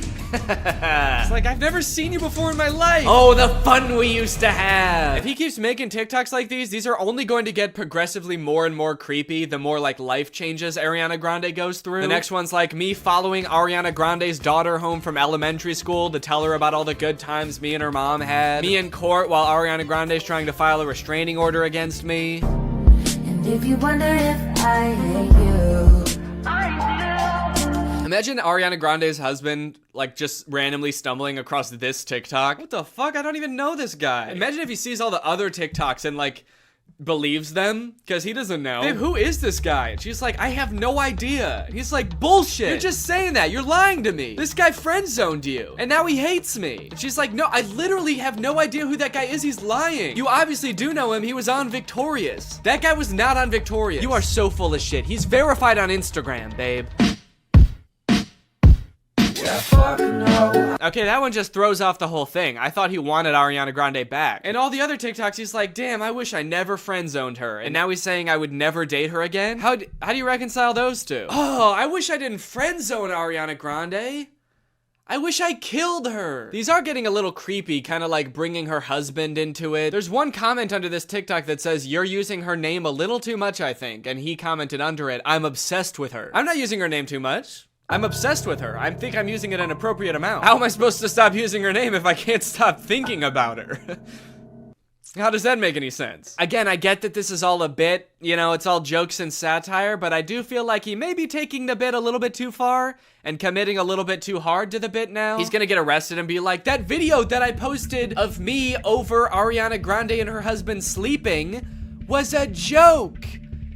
I was making fun of someone who would do that. The knife in my hand was a goof. You wanna know the craziest thing about this? Is all this dude does is pretend to be other people and pretend to be related to other people. And he has 1.7 million followers on TikTok. You know John Legend? Like an actual famous person just started a TikTok. You know how many followers he has? He's got 1.6 million followers. He's got less followers than someone pretending to be related to somebody famous. Dustin Tyler has 4 times as many followers as the actual guy from Victorious. Matt Bennett has 400,000 followers, and a guy pretending to be him has 4 times more. It's like, how do you get more followers by making TikToks about being like related to somebody than you do by being that guy? He hasn't just pretended to date celebrities, he also has pretended to be Keanu Reeves' son. People, tomorrow morning, 10 a.m., Santa's coming to town. And a lot of them have this kind of theme where like people and like potential girlfriends only like him because he's Keanu Reeves' son. And I just think it's kind of funny that in this fictional world where he can make up anything, he picks such a sad reality for himself. He picks these worlds where like he turned away the love of his life, Ariana Grande, and now he's bitter and he despises her husband. And he picks this world where Keanu Reeves is his dad, but like he can't really be sure if anyone actually likes him for him because everyone's just so obsessed with Keanu Reeves. He's turning his life into a tragedy. He's made a tragedy of himself. Also, I think it's kind of funny that in this scenario, it seems like the she that this video is talking about would be Ariana Grande. You know how Ariana Grande is obsessed with Keanu Reeves, and that's a thing about her? Screaming, crying. Also, I want to know where he's making these TikToks. He's always either like in a hallway or in a storage closet. I feel like I'm way more interested than his life than like whatever fantasy land he's coming up with. I feel like he's making these at work. Whatever job this guy works, I must be the most boring job in the world. I get daydreaming about like dating Ariana Grande or like having a famous parent, but then like daydreaming and fantasizing about like dating Selena Gomez, but it was trash. It's like you've gone through everything else there is to daydream about. And now all you have to daydream about is like, what if people only liked me because my dad was in the Matrix? Anyway, I don't know. What do you guys think? Is this creepy or normal? Is this creepy behavior or is this all in good fun? And it's just kind of like a silly guy being goofy and wacky. Let me know. Anyway, thank you so much to SeatGeek for sponsoring this video. Guys, live events are back and you're gonna be going back to them in style. You wanna know why? Because thanks to SeatGeek, you can save $20 using my code GREG on SeatGeek. If you don't know what SeatGeek is, it's basically an app for your butt. And what I mean by that is it helps get your butt in some dope-ass seat. SeatGeek is a ticketing app. It helps you get tickets in the easiest way possible. I've got the app on my phone. I've used it to get tickets to a variety of shows in the past, and I really like how it tells you whether or not you're getting a good deal on tickets. It basically color codes the seats and the tickets so you know whether you're getting a good deal or a bad deal. Green means good, red means stop. Whether it's concerts, baseball, basketball, football, etc., whatever you're into that has tickets, you can probably find it on SeatGeek. I personally am going to an Oliver Tree show in February, which I'm very excited about. Got the tickets on SeatGeek. It was super easy to do. And again, thanks to SeatGeek sponsoring this video using the promo code GREG, you can get $20 off tickets from SeatGeek. That's $20 off your first purchase if you use my code GREG, and make sure you click the link in the description to download the app. Thank you to SeatGeek for sponsoring this video, and thank you to you guys for checking out SeatGeek. Bye. What's up, Greg? I've wanted to make a video about the High School Musical movies ever since I started making videos about DCOMs almost 5 years ago. More so as just an excuse to go back and watch them, because when I was a kid, I really liked these movies. And if you're a millennial, chances are you did too. And you were also too scared to admit that to any of your friends. I don't know why as an 11-year-old I felt the need to pretend that I didn't like a movie that was, you know, made for 11-year-olds. As if all my friends were gonna be like, High School Musical? I don't know, man. Sounds a little immature to me. I only watch war footage. I'm a very violent young man. Either way, something I did not realize as a kid is how low budget these movies were. The first movie was made on a budget of $4.2 million, which might sound like a lot, but Zombies 3, which is a newer DCOM, cost $40 million to make. In Zombies' defense, though, they needed the money. Those werewolf costumes looked pretty expensive. High School Musical was shot in just a couple of weeks at a real high school using real students as extras. In fact, they were so strapped for cash, they couldn't even afford a real title. Apparently, High School Musical was just the working title for the script, and they were like, we'll come up with a better one eventually, and then they didn't. I'm very excited to see if these movies hold up to my jaded adult eyes. So let's start with the first one. Let me introduce you to the two main characters of this movie, Troy and Gabriella. They don't know each other yet, but they're both on vacation with their respective families at a ski resort on New Year's Eve. And right away, this movie shows you everything you need to know about these characters in like 2 minutes. But to the Spotlight operator's credit, they actually do crush it. They both get up there and they're nervous at first, but then all of a sudden, Troy's voice, it's like it changes almost, actually. It's like his voice changes from his voice to like a professional singer's voice. Because that is what happens, actually. Living in my own world. Now who'd have ever thought that? I think this might be like the most well-known High School Musical trivia, but for the vast majority of the first High School Musical movie, it's not Zac Efron's voice singing. He had a voice double. His name is Drew Seeley, and he never appears on screen in the movies. He also apparently didn't even realize how big of a movie High School Musical was, and forgot that he had done the vocals for the movie until it came on the TV while he was working a shift at P.F. Chang's. Apparently, he tried to convince his coworkers that it was really him singing in the movie, and no one believed him. It's kind of funny because the whole point of the movie is kind of like, hey, basketball guys can sing too if they wanna. But not this basketball guy, actually. You don't want to hear this basketball guy's voice. So they crush the song, they're then, actually, I don't remember this scene. Yeah, I don't know what happens here at all. Looks like the teacher is about to maybe give some kind of speech about today's sponsor? This video is sponsored by the Pokemon Company International. And they've sponsored this video because they want me to share some very exciting news with you. A Pokemon Day celebration is taking place in Pokemon Trading Card Game Pocket right now. There's a new themed booster pack, Triumphant Light. And players can receive 3 booster packs for free just by logging in. And these booster packs, mind you, are guaranteed to contain at least 1 card of 4 diamond rarity or higher. By completing special missions, you can also obtain a unique display board, as well as Space-Time Smackdown packs, 500 trade tokens, 12-pack hourglasses, 24 Wonder Hourglasses, 24 Trade Hourglasses. Not to mention, at the end of March, ranked matches are coming to the game. So get your favorite decks ready and get ready to battle, baby. Pokemon Trading Card Game Pocket is a free-to-start game, available right now for download on iOS or Android. So go to this link or click the link in the description to join now. Log in, have some fun, and enjoy the Pokemon Day celebration. And now back to Troy. But unbeknownst to him, there's a new student at East High. I reviewed your impressive transcripts. I expect your light will shine very brightly here at East High. I don't want to be the school's freaky genius girl again. Freaky genius girl? What did you do at your last school? Troy notices that Gabriella is sitting in the back of their drama class, and not to be nitpicky, but this drama class scene lasts for 2 minutes, but the class happens in real time from start to finish in that 2 minutes. The bell rings. They sit down, the whole class gets detention, and then the bell rings again and they leave. How long is a school day at East High? Is it like 15 minutes? Troy shows Gabriella around, they catch up a little bit, and it is revealed that he jokes that Gabriella should sign up because, you know, they sang together. And Gabriella's response is basically, fuck no. I'll be signing up for anything for a while. Yeah, I don't know why. I remembered this movie differently. I thought they both wanted to do the musical. Troy seems to maybe want to do it, and Gabriella's like, no, I'm not doing that. No, I don't sing. I'm not a freaky genius girl, and I'm definitely not a freaky singer girl. So, dude, you know that school musical thing? Troy, the music in those shows isn't hip-hop, okay, or rock. It's like show music. Yeah, and you guys would never do anything like sing show music, right?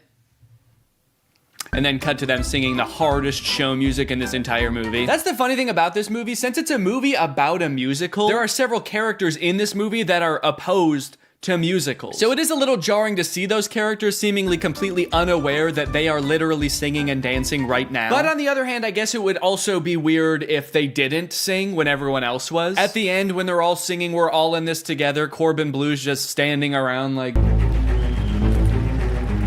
this is lame. There's 2 parts in the song though where Troy like stops rapping to sing from the heart about how he wants to do the musical. She makes this feel so right. Should I go for it? What do you mean she makes this feel so right? And should I go for it? Gabriella doesn't want to do the musical. It was your idea, and she said no. Don't drag her into this. This girl's making me crazy. No, you're crazy. You already were, and then you met a girl. That's what happened. Also, Zac Efron is 5'8", and presumably so is everybody else on this basketball team, because they're all like the same height, so how good exactly are they at basketball? Okay, now you got Sharpay, who's played by Ashley Tisdale. She's like the head of the theater department at school. She's the theater kid. And her brother Ryan is the theater kid in boy form. They are getting a little bit worried that Troy and Gabriella might audition for the musical. Again, Gabriella has showed 0 interest in doing the musical. So they decide to do a little bit of research on Gabriella. So they search, gone!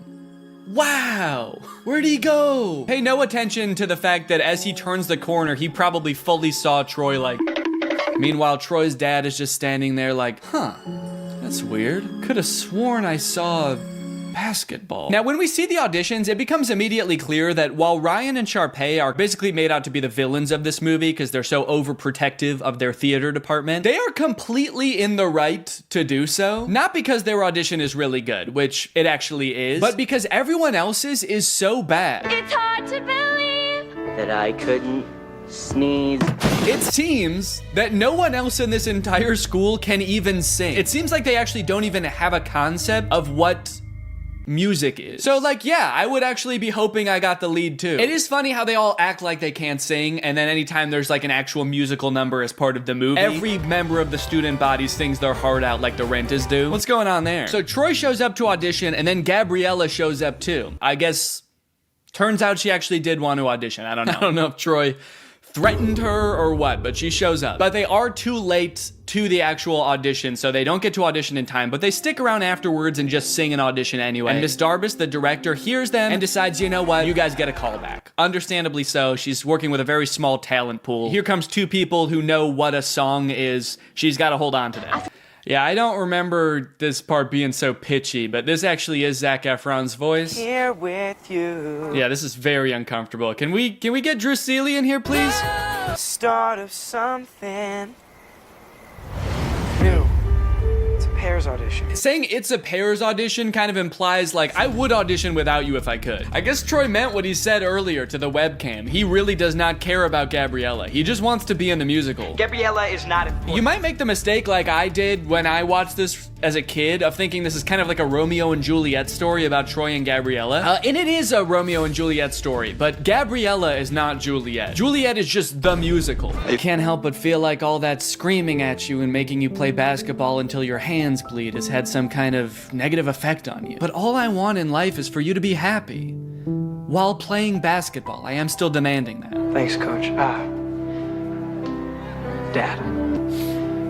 Let's stick with Coach unless you win, all right? Sharpay and Ryan try to throw another wrench into Troy and Gabriella's plans of attending the callbacks for the musical by getting the callbacks changed to the exact same time as not only Troy's championship basketball game, but also Gabriella's decathlon tournament. So the gang has to create a diversion. That way they can make all three events. So Gabriella and her genius friends first hack the school's power grid to turn off the lights at the basketball game. Then they don't sing and dance with them like you learned a valuable lesson. Get out. If Gabriella dropped dead right now, you would dance on her grave. And that's High School Musical 1. Many people lovingly remember Little Viking Boy from the first High School Musical movie. And while he rocketed to stardom in the wake of the first movie, his troubled life and fall from grace has been the subject of many concerned Twitter threads in the 19 years since. Do you know why I pulled you over today, sir? Huh? I said, do you know why I pulled you over? You're all over the road. Huh? All right, you want to play tough, asshole? That's fine. Huh? All right, step out of the vehicle, take off that helmet. No, I can't take this off. It's a birth defect. It's part of my body. Are you drunk? I don't know, huh? Let's think about that. Does crack get you drunk? Let's think about that for a second. Let's all think. Does crack get you drunk? After 15 DUIs and 3 counts of kidnapping exotic animals, Little Viking Boy was sentenced to life in prison. Authorities claim that it's here he became head of an extremist religious cult. His followers helped him escape in 2023, and his current whereabouts are unknown. Although he does occasionally post to Instagram to frantically proclaim the end is near or post a brand deal. Every morning I wake up and I drink 6 bangs. High School Musical premiered to 7.7 million viewers, a record that has only been broken a handful of times in the nearly 20 years since. But one of my favorite things to come out of the success of this movie, which I totally forgot about until I was making this video, was the live concert. I forgot about this until I went to the library to check out the DVDs for the 3 movies, and they happened to have a DVD of the recording of High School Musical in concert. This feels pretty unusual even to this day for a Disney Channel movie to put together a live touring concert featuring the actual cast of the movie, selling out arenas with audiences in the tens of thousands around the world. But it wasn't the whole cast, actually. Zac Efron couldn't be there because he had a commitment. He was filming Hairspray at the time. So who did they get to fill in for him? Living in my own world, didn't understand. It's Drew Seeley! Drew Seeley! I'm sure they advertised the fact that Zac wasn't going to be there and Drew would be in his place, but I have to imagine every concert, there were like 1 or 2 kids that were like, what the fuck? Zac looks different in person. With all the success of the first movie, they had to crank out a sequel fast, which they did, releasing High School Musical 2 in August of 2007. And you might think it would be impossible for them to catch lightning in a bottle twice, but oh baby did they. What time is it? Sequel time. High School Musical 2 is often regarded as the best High School Musical movie. Out of any High School Musical movie, this one has the most moments that have lived on in the cultural zeitgeist even today. The movie starts just as the school year is ending. The musical is long over, so if you were expecting to get that out of your head right now, you're never gonna see that musical.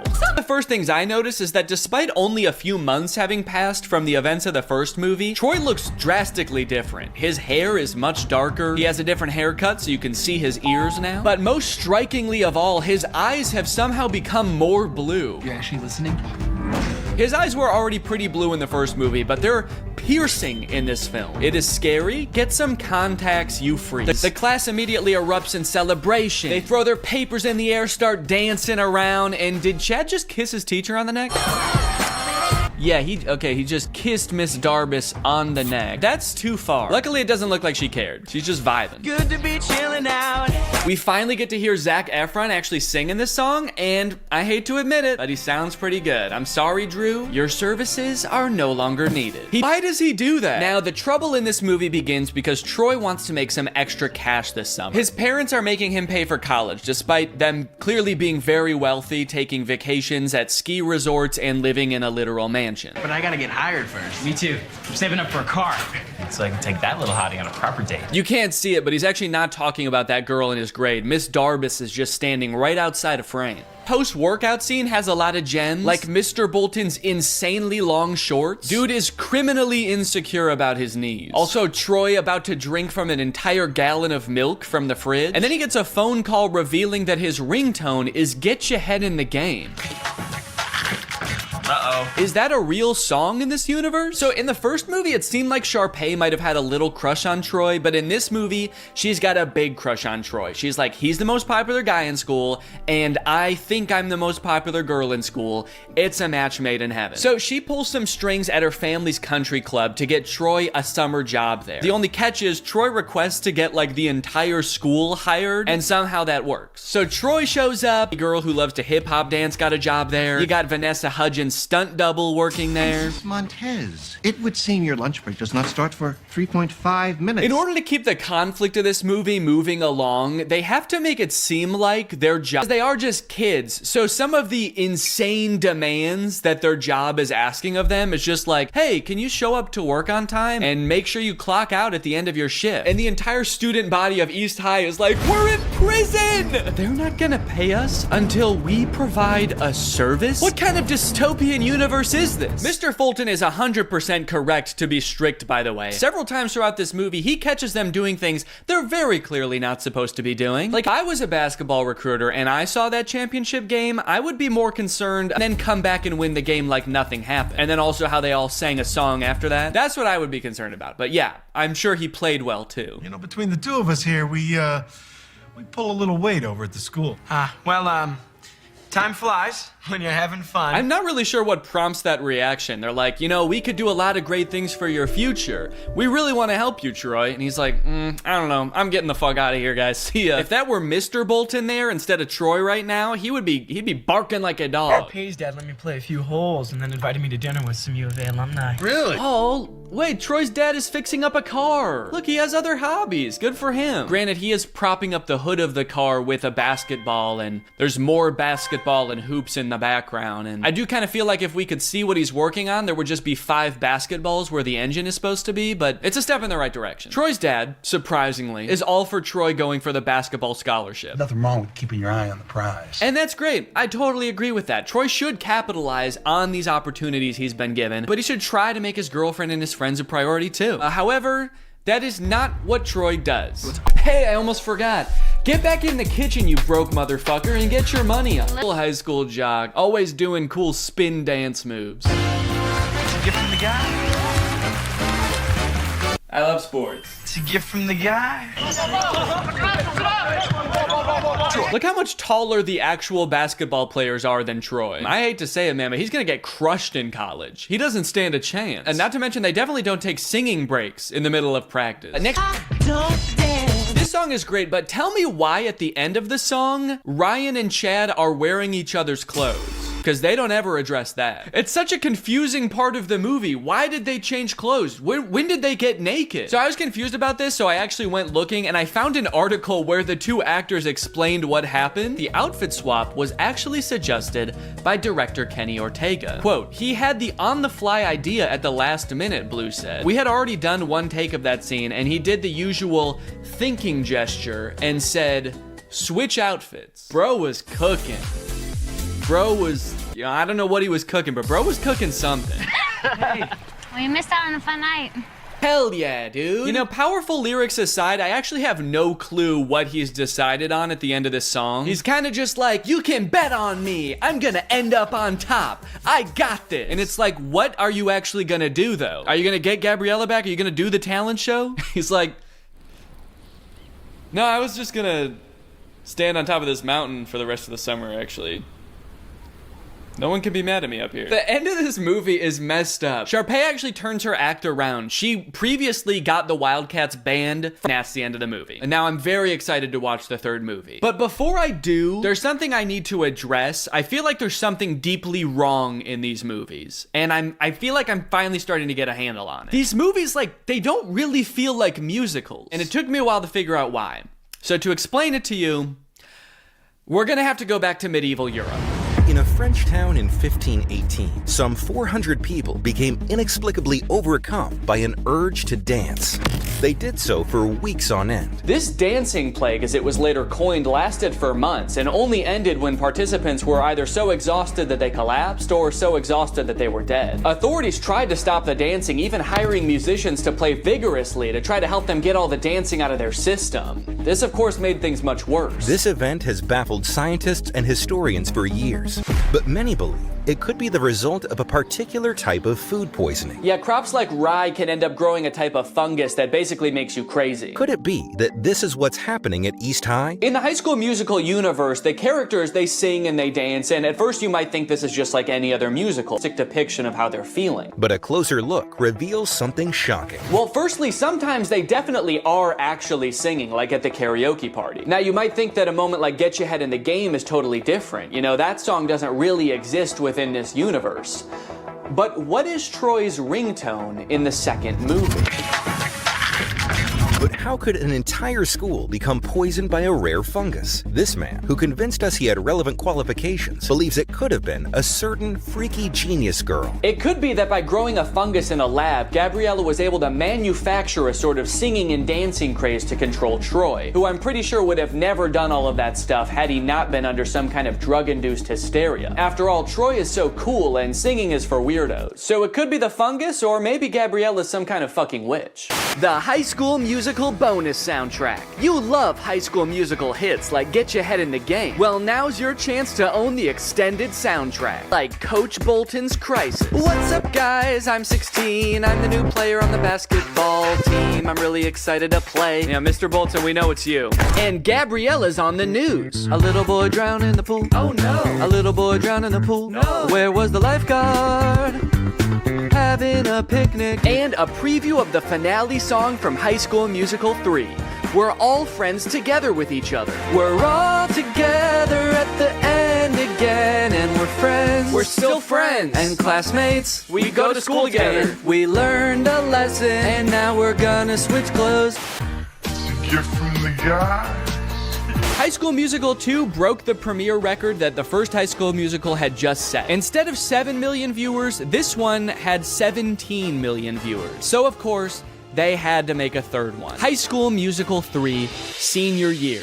The only one in the franchise with a subtitle. Now, outside of the fact that they're all seniors in this movie, which I can tell by the title of the film, I actually know next to nothing about this one. I've never seen it. Yeah, I know I made it sound like I was a really big High School Musical fan, but by the time the third one came out, I was 14. And unlike the first two, this one came out in theaters. And as a freshman in high school, I was much too embarrassed to ask my friends if they would go see a High School Musical movie in theaters with me. So I decided it would be way less embarrassing if I waited until I was 30 years old to watch it for the first time in front of millions of people. And we're back at East High, baby. Zach's playing basketball. There's a dog in the crowd. Is this an Air Bud crossover? Zach's like, oh, my head's just not in the game tonight. Can we get in the sub? This gold lab comes in and just slam dunks it a couple times. The movie opens on the Wildcats with their backs against the wall. It's the championship game. They're behind, and there's only 16 minutes left. Whoa, Mr. Bolton rocking a middle part. That's new. Mr. Bolton gives a speech about how there's only 16 minutes left. There's 16 minutes left. And then they sing a song about how there's only 16 minutes left. Ooh, a song about there being 16 minutes left in a game. We're getting very specific with these songs. I think they're starting to run out of ideas. is the last time to make Dad proud. If I don't, then he never will be. Hell yeah, he won the championship game. Again. I'm noticing right away that this movie is like much higher production value than the other two. I'm curious to see the budget on this bad boy, because this movie looks like they actually like lit it. The other two just kind of look like they set up cameras and started filming, but there's lights in this one. So now they're having like the biggest high school rager ever, and they expect us to believe that they're not insanely rich. I'm pretty sure this is in Troy's backyard. Hey, Troy. Great house, bro. Your room is way cool. Oh, thanks, man. Yeah. You were in my room? Whoa. Yeah. I just took a picture. Yeah, just took a picture of your room, man. He's a secret agent for the IRS. He's like, how did your family get so rich? Well, another top secret hiding place. You're the second girl I've ever had up here. Yeah, it is top secret. I couldn't even see it up there. Just looks like a regular tree to me. It's here we find out that while Troy is a shoo-in for the basketball team at U of A, Gabriella's already been accepted to Stanford. I sense a conflict in the movie. Troy's going to University of Albuquerque to play basketball, and Gabriella is going to learn how to create the singularity at Stanford. So they sing a song about cherishing the present moment. Did they like challenge themselves to make a song with no dancing in this one? They're like, what if we just sat for a whole song? Oop, now he's up. Oh, that was it. That was the whole dance. Nah, it doesn't work with this song. Juilliard is considering 4 of you for 1 available scholarship. Sharpay Evans, Mr. Ryan Evans, Miss Kelsey Nielsen, and lastly, Mr. Troy Bolton. What? Julie.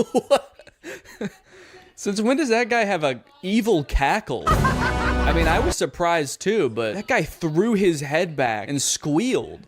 Did he submit his name to Juilliard as some kind of evil plan to get him killed? They're trying to come up with some ideas for the spring musical, which I'm just now realizing they write every year. Like, they don't do a pre-existing musical. They write their own musical every year. All of you will create it. That's why in the first movie they call Kelsey the composer. She literally writes the musical. Isn't that crazy? But to get some ideas, Miss Darbus asks the seniors about their future.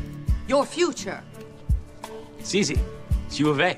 Hoops all the way. Yeah. Miss McKessie. Is University of Albuquerque like a really good school for basketball? I feel like I've never heard of them before. All the basketball players are like, we gotta get to U of A, man. It seems like that's just like the closest college that has a basketball team. Meanwhile, Gabriella's going to Stanford, Sharpay's going to Juilliard, and they're like, I don't know, we can go play basketball down the street. For the record, the reason I've never heard of the University of Albuquerque is because it's a Catholic liberal arts school that actually closed in 1986. So I guess these characters live in some sort of alternate dimension where it stayed open and went on to become a basketball powerhouse. Mr. Bolton.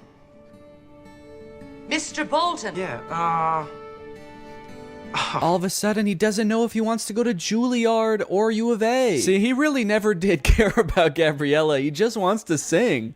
Somebody just let this kid sing. Just tell him it's okay. Imagine having everything. Jeez, that song started so abruptly. No intro, no build up. It's kind of scary. Oh, this is a look into some kind of strange alternate future where Troy chose neither basketball or Juilliard and became a stalker. I want that to be how this movie ends. Troy choosing between 2 incredible futures, and instead he just throws his life away. It's like, I can't decide. I don't fucking know. Miss D said that there's only 1 scholarship. There's 2 of us. Wait, they're doing this to compete for a scholarship? Not even just a place at Juilliard? If I know anything about these two, it's that they can both afford to go to Juilliard. Why do they need to take the scholarship away from somebody else? Which one do you think I should wear? Well, I've never been asked to a prom, but this almost sounds like an invitation. Did she say she's never been asked to prom? What about last year? They were dating last year. Troy didn't want to go to prom with her. His dad was probably making him run basketball drills. The only place you're going, Troy, is downtown. With the ball. Make sure you bring the ball. Time for another song. About how much Troy and Gabriella love each other. There's already like 2 very sentimental songs between these two. They are really setting us up for heartbreak, I feel. And also just spending like an unnecessary amount of time being like, these two are in love, okay?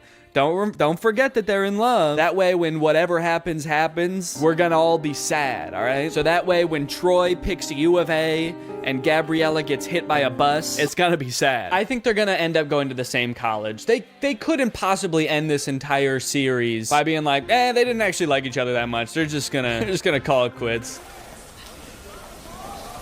Where's our clothes? Yo, Rocket Man. Why do I feel like they're about to haze these kids? You know, we weren't just given these lockers, we had to earn them. Right. Oh, they're definitely about to haze these kids. Now drink this entire bottle of Absolute. That'd be a crazy twist in this movie. Just a little hazing. Troy is not better than doing some hazing. Oh, I thought I heard you. I was just making some snacks inside. Are you guys hungry? Only if it's your brownies. I've had them. Bring those out here. Could you take me after school to check out that tuxedo? Tuxedo? For what? For prom. Oh, honey. If that's what you call an invitation, you'll be dancing with yourself. He's like, okay. I wasn't inviting you. I'm gonna ask Miss Darbus. Then comes a song about getting ready for prom featuring, I think, the funniest moment in any of these movies. I think this tux is too baggy, too tight, it makes me look weird. Yeah, this movie's kind of funny, man. Makes me look weird. Do I want classic or vintage or plaid? I like that they're like, should I wear plaid or ruffles or a really old suit? And it's like, no, you should wear, just go to Men's Warehouse and ask for a prom tuxedo. Should I wear the ugliest thing that you've ever seen? No, just go. Just tell them you're going to prom and they'll just give you the most generic tux you've ever seen. Can't wait to remember. This reminds me of when I was a senior in high school and I was getting ready to go for prom, and I sang this song called It's Gonna Be the Night to Remember, and me and all my boys got dressed up in weird suits and danced around on the stage. This is kind of just like that, actually. Let's dance! Am I crazy, or is there like actually too much music in this movie? I feel like the plot is kind of moving at a snail's pace, because every 2 minutes there's a song, and it's like, here's what's going on right now. We're thinking about going to prom. We're Troy and Gabriella. We like each other. Also, the stakes feel very low right now. What am I supposed to be worried about right now? Troy is like, I don't know what college I want to go to. And Gabriella's like, I also have choices to make. I still have decisions to make too. And she has not elaborated. And so I don't know what I'm supposed to be worried about. Now they're at some kind of junkyard. Just hanging out at a junkyard as if we've always known that this is what they do. You see what happens when you do a show? You're like 5 people. Yeah, but what's so bad about that, man? We used to come here as kids, we'd be 10 people. Yeah, I remember that, because they used to talk about that in all the other movies, how they used to come to the junkyard.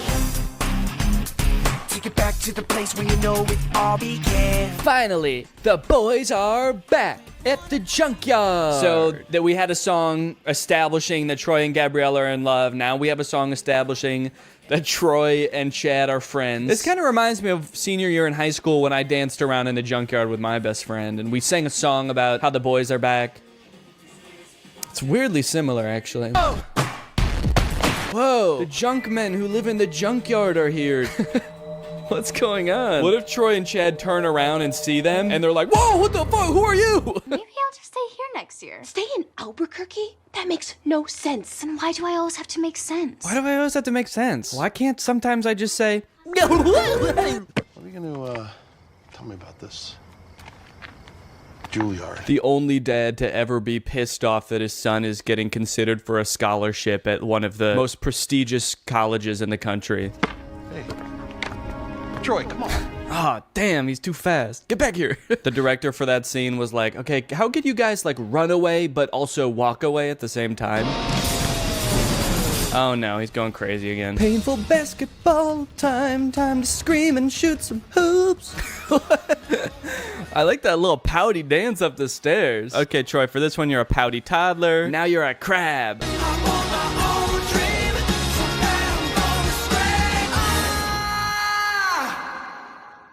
Man, he wasn't kidding. He was really gonna scream. Well, now that he did it, I hope he can figure out what he's gonna do. Now that I got that out of my system, I'm for sure going back to U of A. I don't care about singing. Miss D, I know I'm not supposed to be here. Aren't you?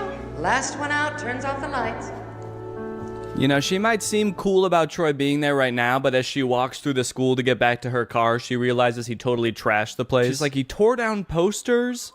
He flipped an entire hallway upside down? How did he do this? I don't think I can do it, Troy. Uh-oh. Is that a Dr. Pepper in the background? That looks good. I've chosen basketball. But I've also chosen theater. The University of California, Berkeley. Okay. I'll be honest, I did not know that was an option. They made the Mr. Beast logo. I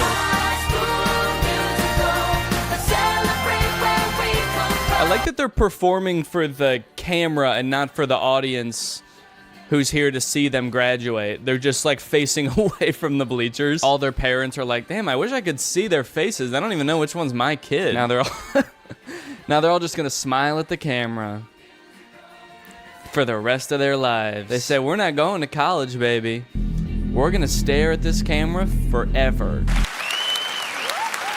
And that's it. That's High School Musical, baby. As far as endings go, I think they did a decent job with a nearly impossible task. It's a Disney Channel movie, so it's not like they can just like make everybody break up and go their separate ways at the end of the movie. That would be too sad, obviously. But they also can't make everybody just go to the same college and do the same thing, because that would be unrealistic. So it leaves the door open. My only issue is that in doing that, they kind of don't really provide any closure. Feels like they kind of just pushed Troy's decision of what he wants to do with his life further down the road. But if you are looking for some closure for Troy, I might have something that helps. I mentioned earlier that the character of Troy was inspired by one of the writer's real high school teammates. But when I read that for the first time on Wikipedia, I was surprised to find that that teammate has his own Wikipedia article. And that's because that classmate, Lynn Swan, went on to be a professional football player, playing for the Pittsburgh Steelers and winning the Super Bowl 4 times. This man is the real-life Troy Bolton, and that might be the least interesting thing about him. In fact, he might not even know. It really helped you in your game. All the things that ballet taught you, you applied that to the football field. Touchdown, Pittsburgh! Did you catch any flack from your teammates about taking ballet? I mean... Oh, always. It's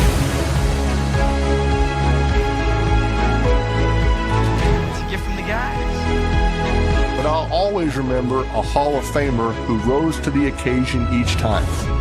A plie-making playmaker. But you're a playmaker. Did you ever think maybe I could be both? Who could defy gravity.